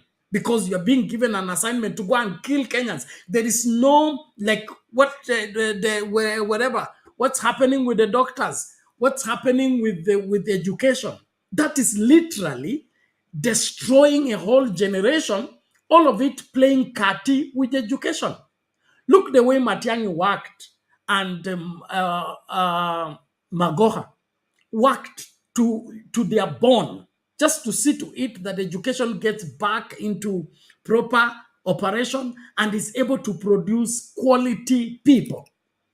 But all that has gone down the drain, and people are not surprised with it. That's where I find it very difficult that somebody can go home and cover himself with blanket and afford to sleep, knowing very well that he has destroyed the whole generation as far as education is concerned. He has taken money that belongs to the public health care and eaten it for personal use, and mothers are dying giving birth to life. Old men and women who have served this country are going without health care, yet you can afford to sleep and demand to be called Mheshimiwa.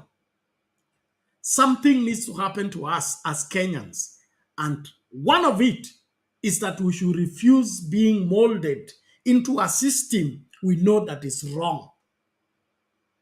Let people be corrupt. Let even the government be corrupt. But let's have a few people who revolt against the corruption, who abhor corruption, who hate corruption. Because it's like everybody's looking for an opportunity for corruption. If you can make a kill, why not? If you can run away with a plot, why not? All this was systematically placed by Moi. Calls you, he gives you a plot of land in Nakuru. Calls you, gives you a plot of land in Mombasa. Then later on, he said the case that is coming before you as a judge, you should rule it this way. Or else you're going to explain where you got this land and this land and this land. This corruption has to be brought to her knees. And church, you have an opportunity to recover yourself. Just stop dancing to this silly music. Stop dancing to this silly music. And for once, own up. Okay, we were wrong about Ruto. We thought he's this and now he's not. Let us all rally together as Kenyans and save our country. My greatest concern, which I believe should be the most area of focus, is those children, those young stars, those primary school going, secondary school going, those tertiary college going, those university students. They hold the future. If we don't mold them right now, there is no future to send them in, because they are carrying this corruption with them. And when they arrive there, it will be worse than ever. And so let's own up whatever mistakes we have done in the past. But more than that, let's refuse to support what corrupts the nation, what destroys the nation, and what impoverishes the people. Don't support it. Don't support it even in prayer. The Bible says we should not even wish people, God bless you, if they are cultic and they are heretic in their teaching. If they come to your house, the Bible says don't tell them God bless you, don't wish them Godspeed. So it is within the framework of scripture not to support evil, to resist evil, and condemn what is not right. Hii story ya kusema ni rais kwa sababu ni rais lazima aheshimiwe na akiheshimiwa lazima kuwe supported. Don't support what kills and destroys lives. And on that note, it is already 2 a.m. East African time. I don't know. Julia was here. Julia, kama umefika nyumbani, naomba tafadhali mje kama mtaendeleza kipindi. Mimi masaa yangu ndio hayo. nataka tu kuwakumbusha kwamba jana nilikuwa nimepeana announcement kwamba Shadizo lost his senior brother. The burial is we already Saturday is today, and I got some of the support sent. So if you are locked out and you want to be part of that, you can respond to the same. His brother was murdered or killed in cold blood, you know, in the presence of the father. It's a sad, sad story. People coming from church in the morning and then attacked by gang and then slashed. They slash your son to death. They hit the father right here. I think he became unconscious. Then they finished the son. And so Shadizo right now is made it to the village. The burial process is on. So in case you needed to send in your condolences as well as your contribution towards that, you're free to. Details, the usual number we use, my number +2547184545585, or the till number 516575. I'll be displaying those ones. But more than that, let's be vigilant. Let's focus. Please, let's not be silent. I encourage us, let's not be silent in our own little way. Let's make a difference. Write an article, write an SMS, create a small video. Let the displeasure we have against this administration and against what is happening in this country be made known. Let it go on record that even if we lose this battle, we should not lose the war. Let's fight our part, and then somebody else will pick up and proceed until we win. But we should not give up on this country, especially on matters education, matters healthcare, matters food security. Let us not compromise on that one, no matter what. Thank you very much. Public participation ndio alikuwa amenyamaza sana, naomba ukachangie kwa kifupi. Unless Julia... I'll see you. I have to go. Today's my birthday, guys. You take care. Wow. Happy birthday, Lala. Happy birthday to you. Thank you. Thank you. Wish you well. Okay. Enjoy. Thank you. Okay. Thank you. Hey, God bless you. Well, public participation, take it if you are there.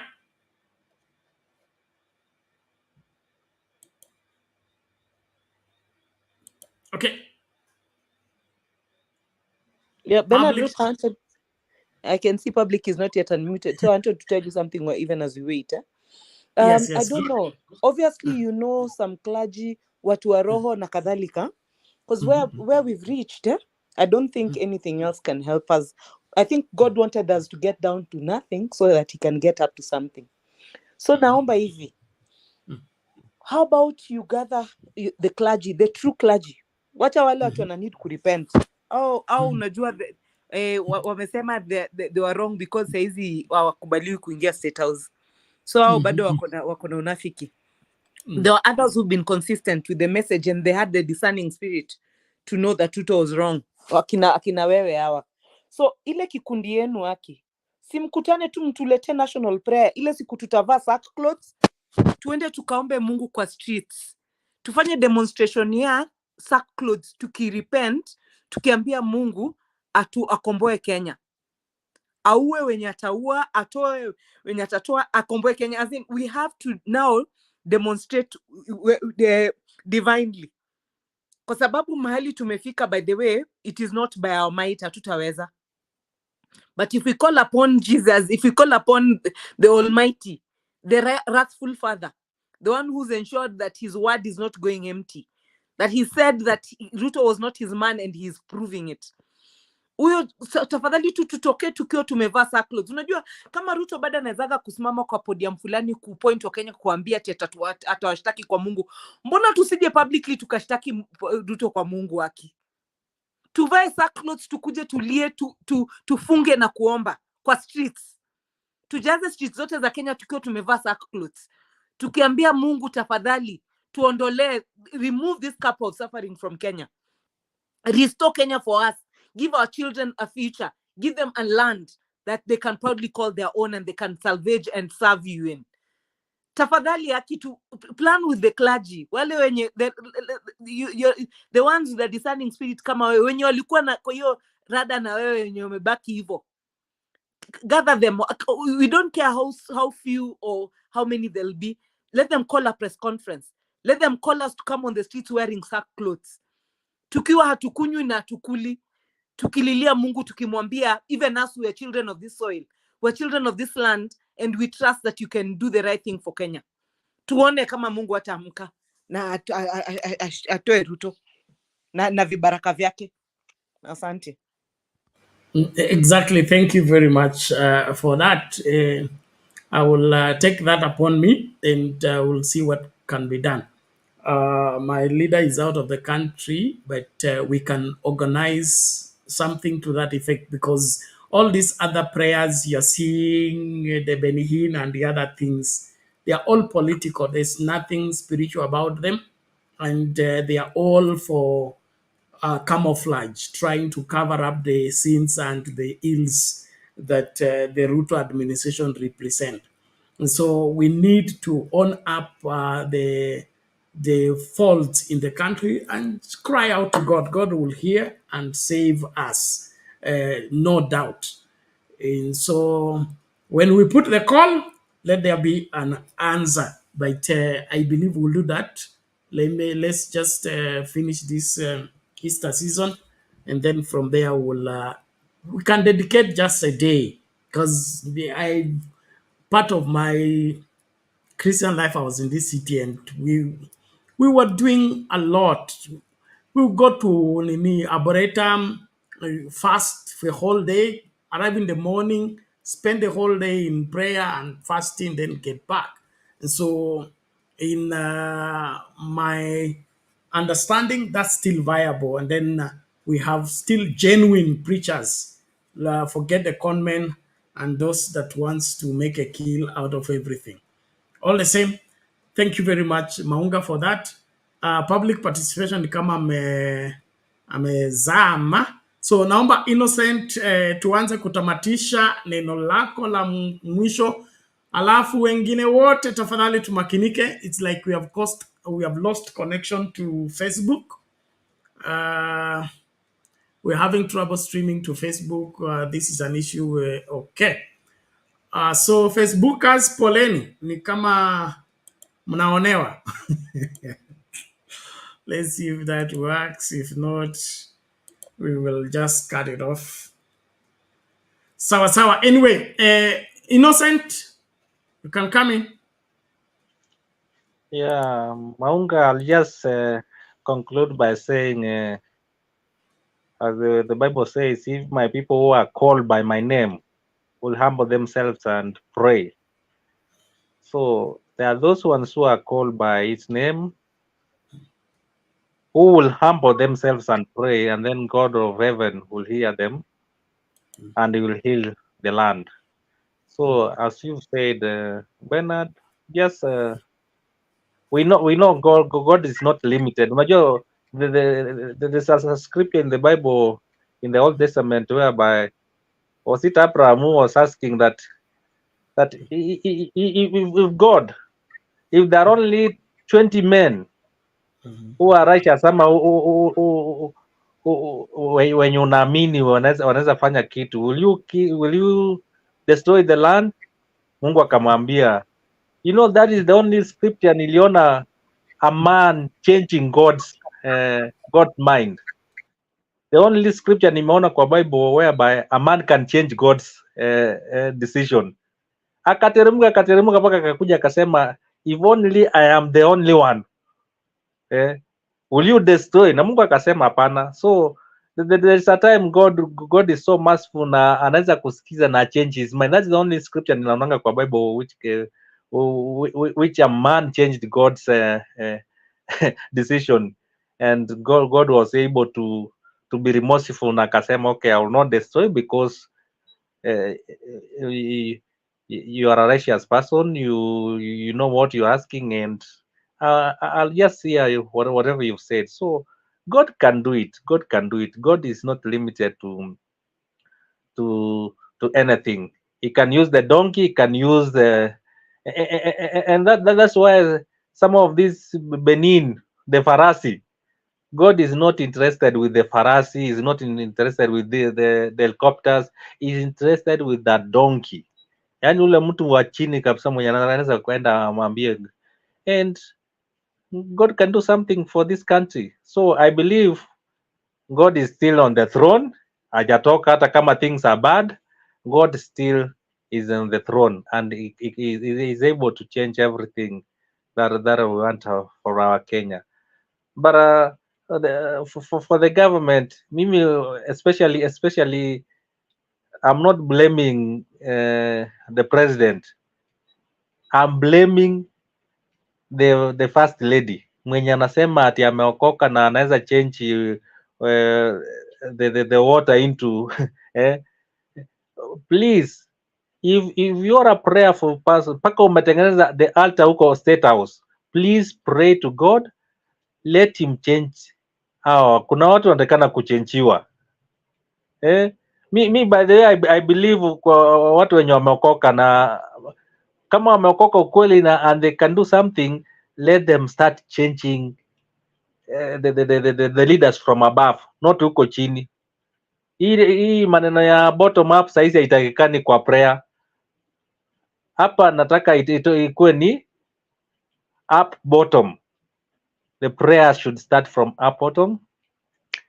First lady, please ombea country na uanzie huko juu. Waanze kusema, watu waanze kuongea ukweli, watu waanze kufanya what is right, mpaka huko chini iende. And God is able to listen to that. Thank you and good night. Asante sana Innocent, tunashukuru. We really thank God. One of the things that God doesn't take lightly is the abuse of his position. Abuse of his position means using him to do evil or using him to cover up what shouldn't. That one incurs God's judgment faster than anything else. If you remember the judgment of Eli's house, the judgment of Saul, and all that. And so we have reached there as a country, and of course, led by the clergy who have chosen to use the pulpit to propagate what God did not advocate for.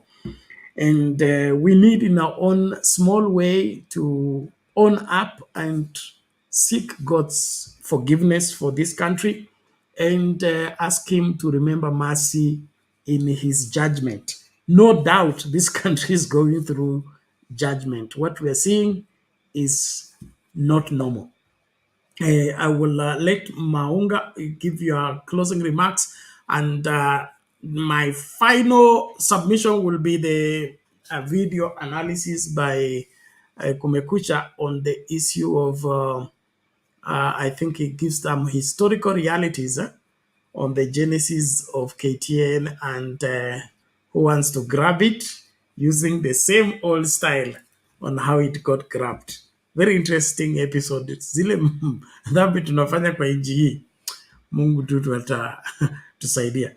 Maunga, there you go.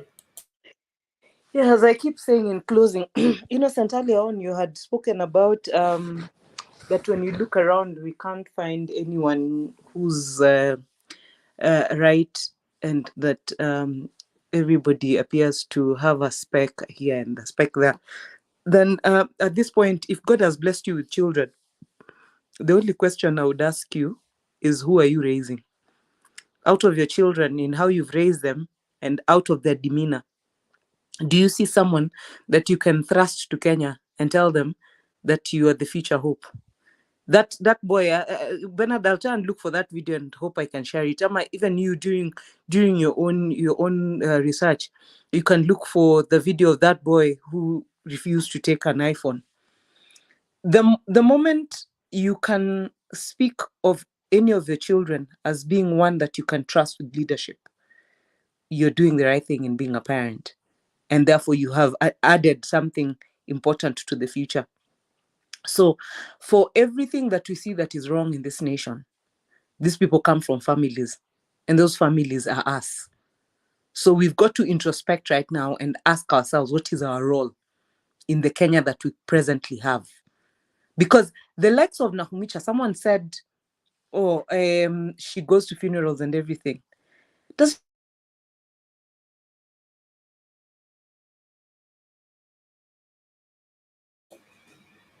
Sorry, Maunga, we are losing you.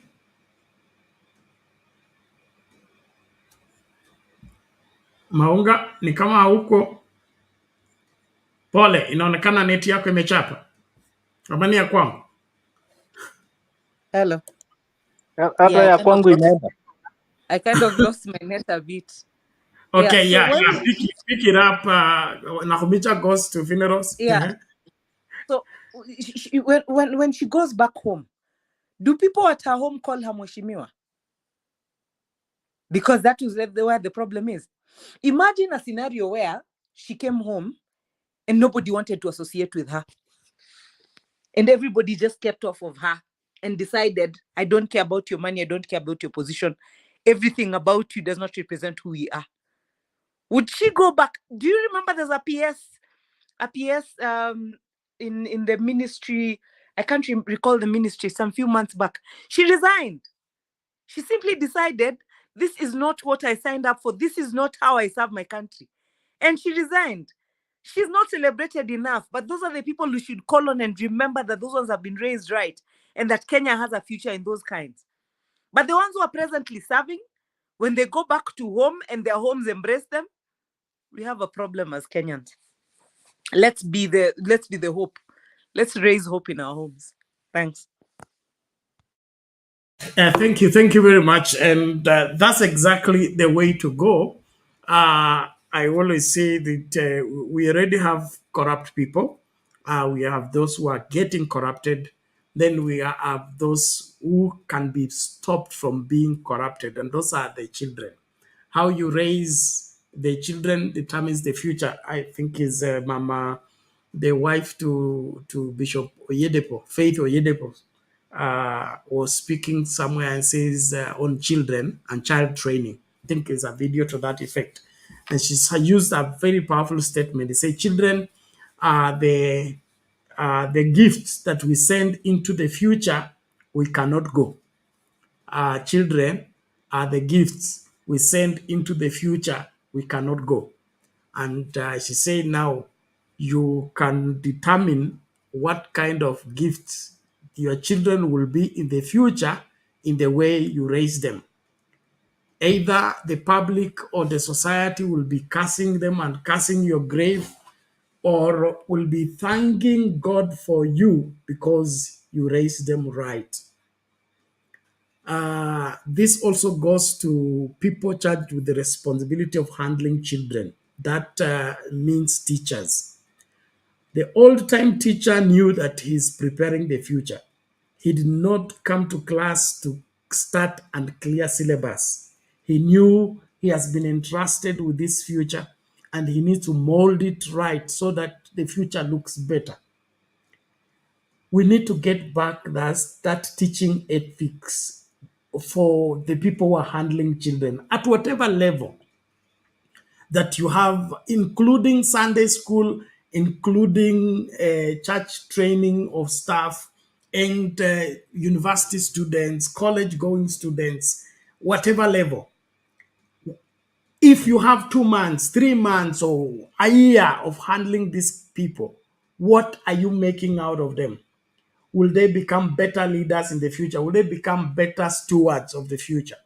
This is one area we can't brush off and we can't wish away. Let's own up, because like Maungo has put it properly, okay? Ruto was raised by a father and a mother. Let's put it straight. So was Gashagwa.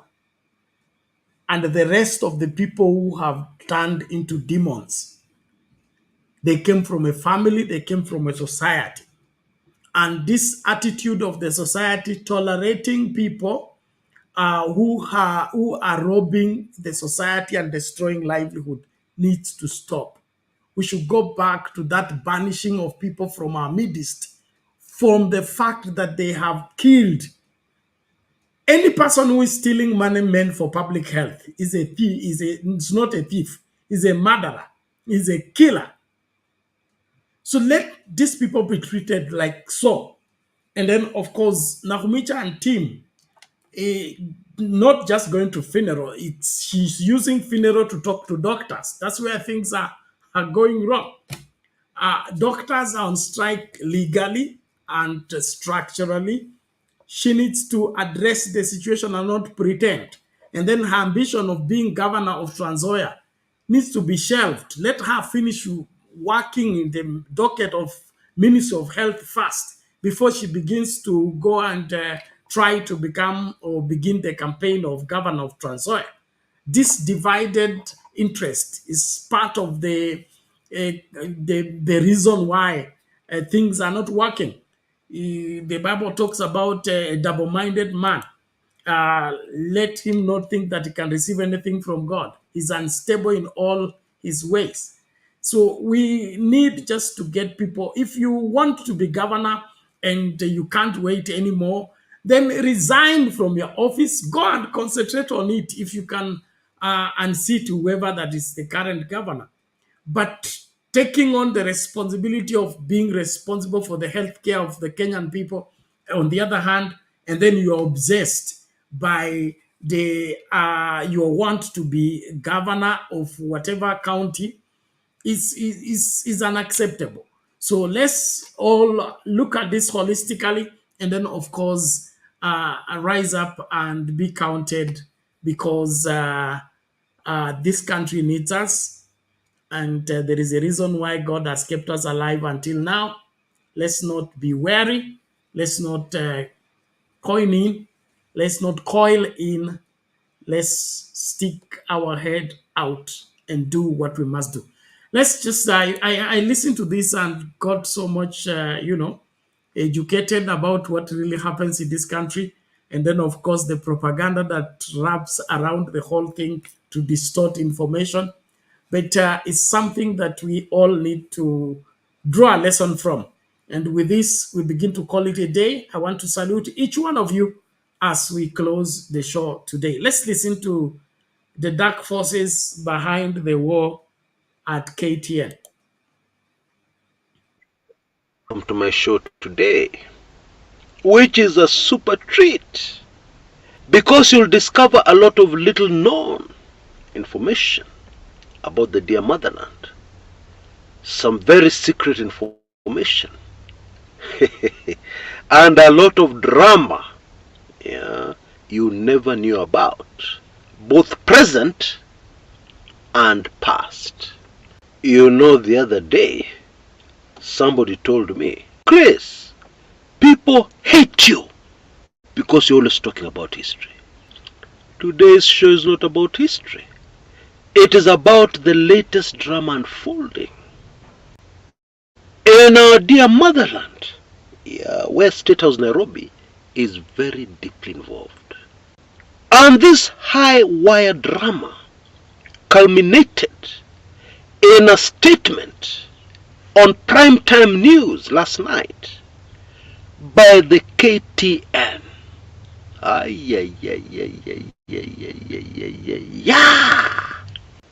Indeed, there are some people who believe that what is happening right now is a very vicious, extremely vicious battle going on in a war that did not start yesterday. It started long before Ruto became president. And these people are saying that they believe that this is a war between Ruto and Gideon Moi. Gideon Moi alienda wapi? But in my opinion, it is much deeper than that. And you're going to find out the juicy details on my information-packed action action-packed show today. And so, twende kazi. You know, over a year ago, we said on this channel that what is really happening in Kenya is that we have a battle between old corruption money and new corruption money. And it is very, very vicious. And apparently, it is still very much ongoing. When one considers what is going on currently in Kenya, a lot of it chini ya maji. Yeah? And this is an important foundation to understand fully, yeah, the complex background issues, yeah, that inform the current very public, very vicious, indeed vicious, in a way that is unprecedented. That's not an exaggeration. Over the last few weeks, we have witnessed a propaganda onslaught against the Standard Media Group. Hey, I don't know what to say. And these attacks have crossed the line many, many times. And according to my research and the information I have currently with me, it would be impossible to grasp this very bizarre tale without understanding where KTN, the flagship of the Standard Group, came from, is coming from. So allow me to start there. Because it is only when you know this crazy story, full of suspense, it is only when you know it that you will begin to understand the thinking of the people who are behind primitive, in my opinion, attack against KTN. If you do any research on Google or you ask anybody, you will be told that KTN was founded in 1990 by a businessman tycoon called Jared Kangwana. Okay? However, that is not entirely true. There is a deeper story. A much deeper story involving mothers in Kenya stripping naked at Uhuru Park. Okay? There is a very huge difference with telling a story from the past by reading books and doing research, and by telling the same stories by actually being there. Please be confident, because I was there, right in the thick of things. In April 1983, Daniel Toroitich Arap Moi, the then President of the Republic of Kenya, purchased a newspaper called the Nairobi Times. Now don't worry, I'm going to move very quickly. He purchased it from Hilary Ngweno of the Weekly Review fame.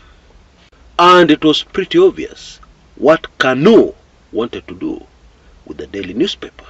Yeah, spread their propaganda, yeah, without any hindrance.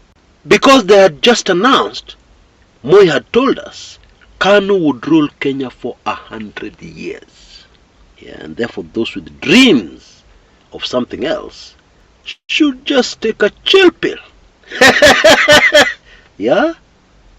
A few short months later, Kumekucha Chris, with no contacts in the media, not knowing any big people, got his first break at this newspaper, which was then housed at the prestigious ICA building along Kenyatta Avenue in Nairobi. The newspaper needed a film critic, and amongst the people called in for an interview was this very young man straight out of school, yeah, who ended up getting the job. Yours truly, and the rest is history. You know, in this life, sometimes all you need is a foot through the door, not even your whole body, just a foot through the door. And then if you're really meant for that thing, things just go like clockwork. But Kanu and Moi were in for a very rude shock. They quickly discovered that this Kenya Times animal was draining their cash very fast, losing a lot of money. Now in those days, because of the previous owner's reputation, Hilary Ngwen of the Weekly Review, the Kenya Times had a very good circulation. But then that circulation started falling like a stone, and therefore the propaganda didn't go so well. Because you need many people to keep on buying your newspaper for your propaganda lies to reach as many people as possible. And this is how British newspaper magnate Robert Maxwell came into the picture. Maxwell met Moi in October 1987. And at the time, Bwana Maxwell owned one of the highest circulating tabloids in the United Kingdom. And so the idea was for Maxwell to inject his expertise into the Kenyan media industry, and get Propaganda Kenya Times a very high circulation, so that Kanu would remain in power for 100 years. And so a brand new company called Kenya Times Media Trust Limited was formed, where Kanu, the party, owned some of the shares, and Bwana Robert Maxwell owned the other half of the shares, roughly.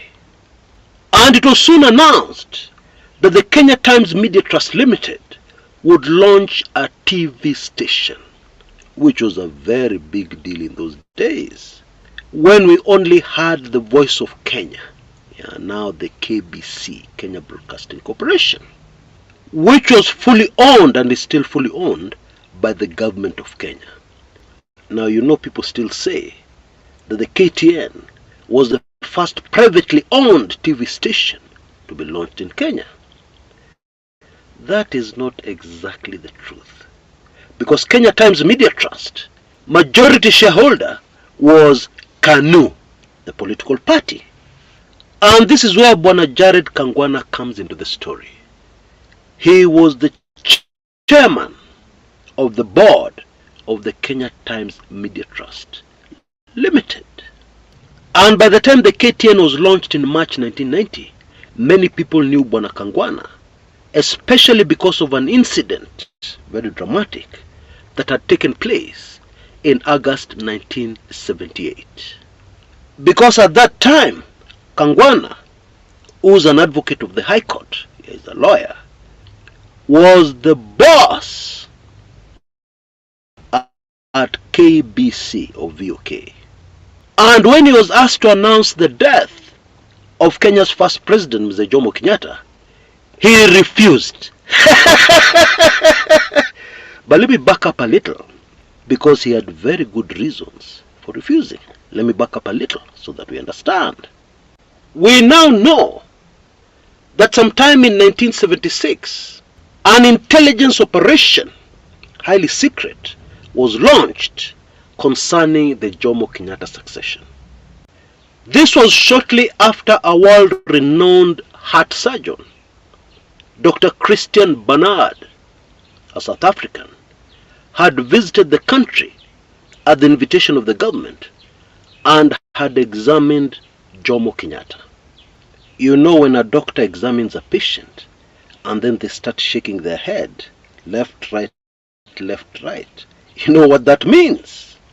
Huyu mtu kwisha maneno. It is just a matter of time. I have a feeling local doctors already knew that, but nobody could dare tell the government what was going on. Better to keep quiet and stay alive. Younger Kenyans, please note, Jomo Kenyatta was not a joke. Anyway, if you look into your history books, you will also realize that it was around this time that they changed the constitution movement. The attempt to change the constitution so that if Jomo passes on, the presidency will not go automatically to the then vice president, Daniel Moi. That is when that movement started.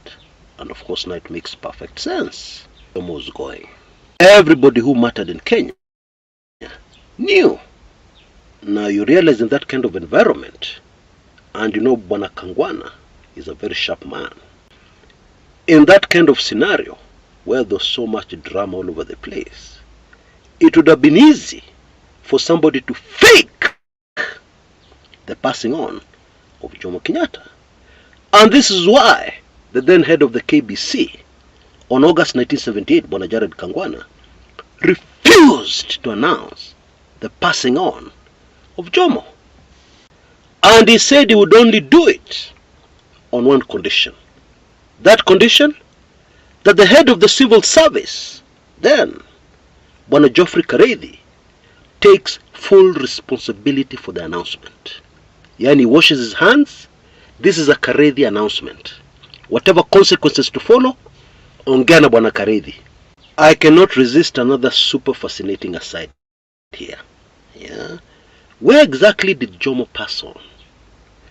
Was it at State House, Mombasa, as is widely believed, or was it at Msambweni, Kwale County, South Coast? Well, the official story goes that on that fateful day, August 21st, 1978, the day before Jomo passed on, he was not feeling well. But it was still important that he's seen in public, and therefore it was organized for Jomo Kenyatta to cross the ferry into the South Coast and travel all the way to Msambweni to enjoy some traditional dancing from the Digo community. Yeah, Jomo loved traditional dancing. And we are told officially that Jomo had a mild heart attack in Msambweni. And we are told officially he was then transported back to State House Mombasa, where he passed on. Now it is quite possible that those who witnessed this mild heart attack, which was at a public function, traditional dances ongoing, may have interpreted this to mean that that was when Jomo passed on. And those people were sure because they saw it. Yeah, they saw the so-called mild heart attack. And by the way, the people who are telling us about this mild heart attack are not medical people. But we can also not rule out the possibility that maybe it is true he passed on there, and what was transported back to State House Mombasa was just the body. We will never know. Anyway, Jared Kangwana finally got his assurance from Bwana Kareithi at around noon on 22nd August 1978. And therefore the very first announcement was made at exactly 12:30 p.m. 22nd August 1978 to a shell-shocked nation. Jomo is dead, read the special edition Nation headline that day at lunchtime or thereabouts. Now that super fascinating story, what does it tell you about Jared Kangwana? He had connections. He knew powerful people in government. He knew what was going on in the background. He had a lot of information that even some politicians did not have. Okay? That's important to understand what happened next. But we are also given other information which maybe Kenyans at the time did not fully understand, but is very relevant. It was announced that KTN would be a cable TV network, very different from KBC. A cable TV network, to give you examples from the US today, TNT, HBO, ESPN, etc., etc. Cable usually has a limited audience. Cable has no antenna to receive the signals from a satellite up there. In the context of Kenya at the time, cable is very easy to control and censor. And news, primetime news, is not the thing for cable TV. The transmission, at least in those days, was a radio frequency transmission via cable. Yeah, that's how you received your TV pictures and audio. And now we can understand the mystery of why Moi, who was very sensitive about the news that gets out to the public, would have accepted for KTN to be launched in 1990, at the height of the fight of the Second Liberation. 2 long, very eventful years before the resumption of multi-party democracy into the country called Kenya. We can now neatly solve that mystery. Kangwana, being a former boss of VOK KBC, poached the best, the cream of the talent from KBC and brought it to KTN. And this included names like Njoroge Mwaura, Catherine Kasavuli, and others. And of course, KTN was very good at developing brand new talent. And with the benefit of hindsight, we now know the chief foreign investor, in quotes, in the Kenya Times Media Trust Limited did not have any money. Maxwell was broke. And so we also understand what was really behind the massive Kenya Times Media Trust project at that time, a 60-story media complex, skyscraper, built bang inside Uhuru Park, Nairobi. When complete, that project was also supposed to have a 30-foot statue of Daniel Toroitich arap Moi. Well, that project never happened. Now, for those people who understand financing, and especially crooked financing, you would understand why a huge project like that would be a very good cash cow for Maxwell at the time. But a great Kenyan woman called Wangari Maathai, who is also in the history book as the only Kenyan ever to win a Nobel Prize, Nobel Peace Prize, blocked this project and succeeded against all odds, against mighty KANU. And at one point, to protect Uhuru Park from being encroached by this monster project, mothers of Kenya, including Wangari Maathai and the mother of Koigi wa Wamwere, turned up at Uhuru Park and stripped naked to curse Moi and KANU. You know, investors are very nervous people. And so, the people who are supposed to finance this mega project pulled out, and it never happened. But meanwhile, the baby called KTN soldiered on. With no money coming in from the broke investor, Robert Maxwell, whom Moi introduced once at a public meeting, and I was there, and he said, "Huyu mtu akona pesa mingi." Those were Moi's exact words. Anyway, with no money coming in from this major foreign investor, Bwana Kangwana, the chairman of the board, had to think quickly, and the idea was changed from a cable TV network to an ordinary TV station, to be sustained mainly by advertising. And so where was the money coming in to sustain KTN? Bwana Kangwana organized bank loans in his name, and KTN quickly gained a reputation and a lot of love from Kenyans, who for the very first time since independence now had a choice between VOK and KTN. And most of us went for KTN. More professional, more detailed in the news. And that is where the problem started. Drama unfolded in 1993 when Kangwana called a press conference and told shocked Kenyans that KANU does not own KTN, and neither does Robert Maxwell own KTN. Kangwana said at that presser, and I quote him, "Ownership is a difficult concept when you have not paid for it." I think that is very clear. Anyway, to cut a very long story short, Kangwana was bullied out of KTN. using the usual means, waiving of files. There was a theft case that was brought up against him, and his passport was even taken and shredded into pieces. Yeah, police got into a commercial aircraft before it took off. Kangwana was going on a business trip out of the country, and they snatched his passport and tore it to pieces, meaning that the man was stranded. Could go nowhere, no passport. And that is how KTN ended up being part of the Standard Group, yeah, which is owned by the Moi family.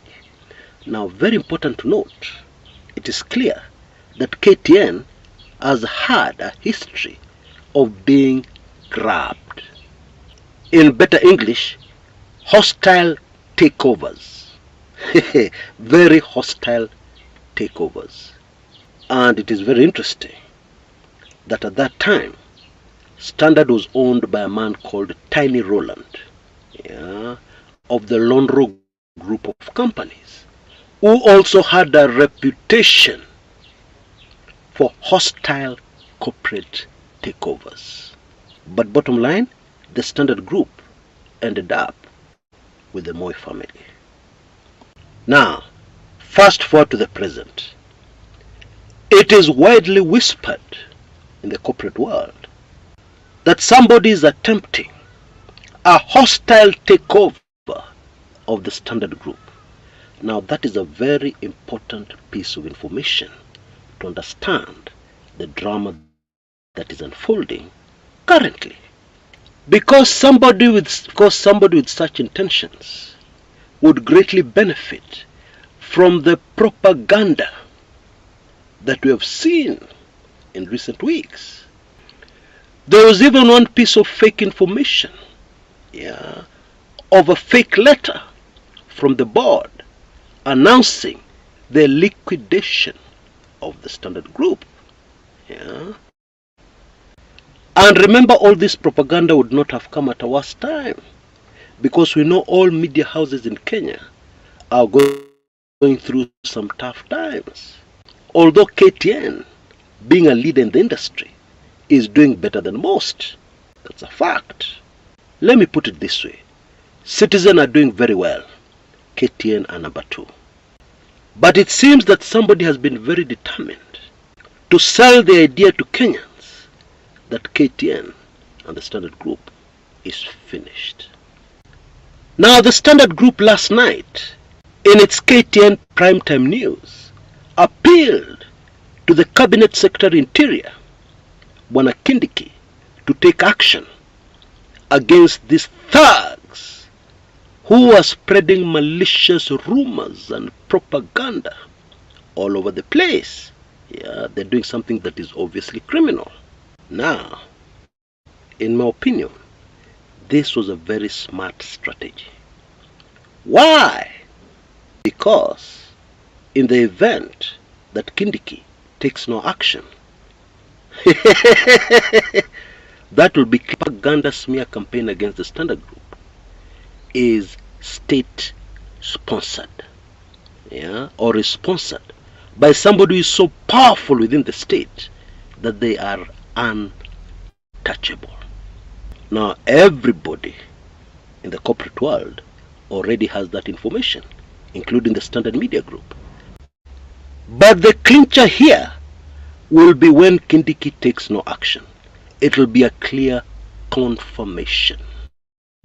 Not only that, it will open the eyes of Kenyans on how the UDA government, UDA Kenya Kwanza government, operates. It will also be a very clear message to possible foreign investors that in Kenya, anything can happen to you, and you will not be able to do anything about it. Simply because if a local investor like the Standard Group can have all these horrible things happening to them, who are you as a foreign investor?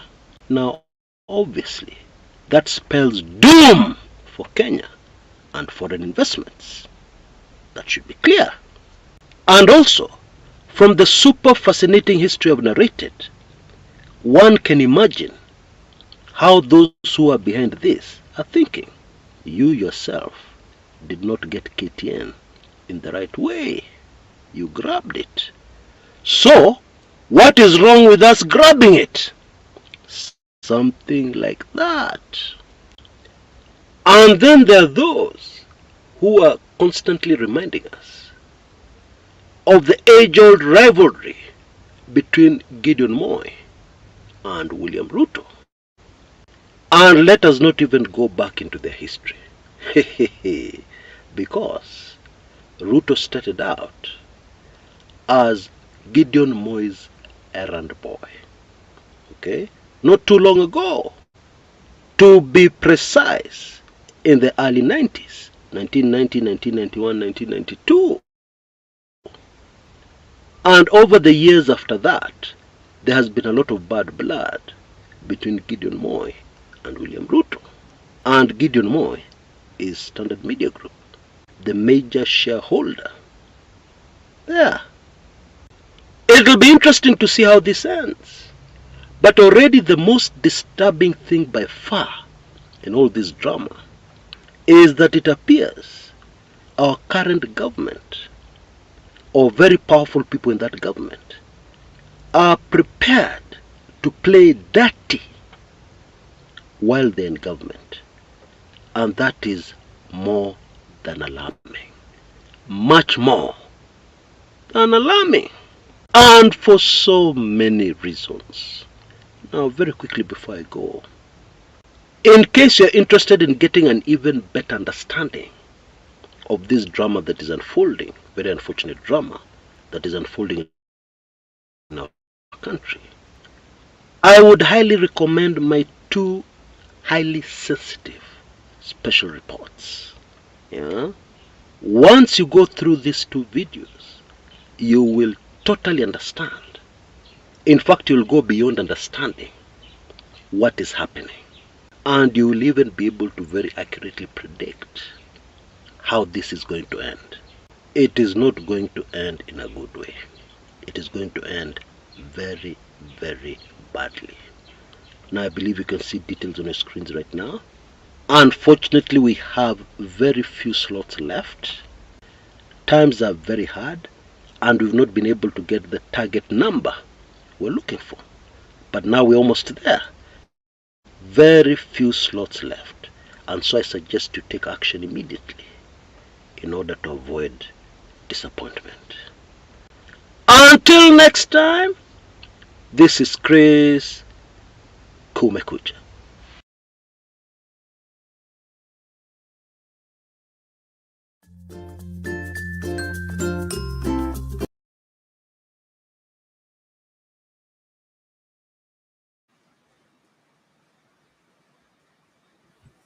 Well, ladies and gentlemen, that is the analysis by Chris Kumekucha. You can get more details. You can also subscribe to his channel.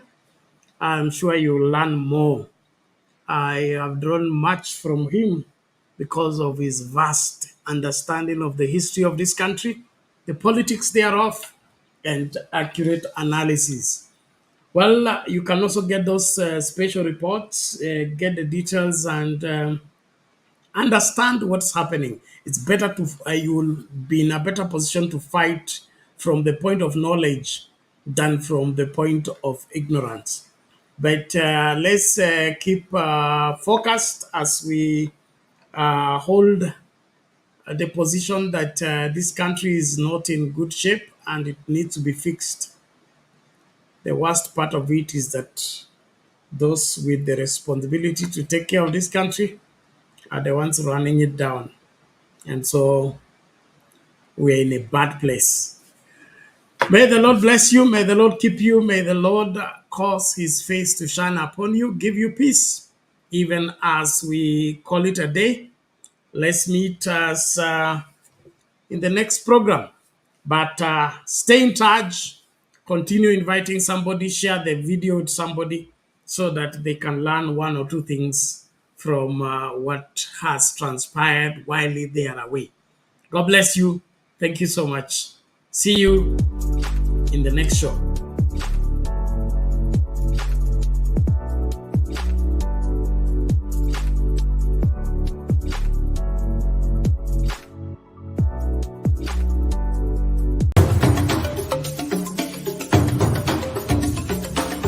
You are watching Sound County Talk.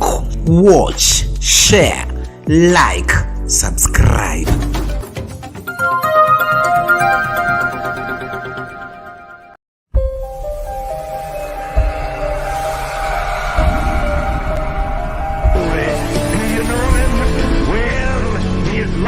His matchless, his goodness is limitless, his mercy is everlasting, his love never changes, his word is enough, his grace is sufficient, his reign is righteous, and his yoke is easy, and his burden is light. I wish I could describe him to you.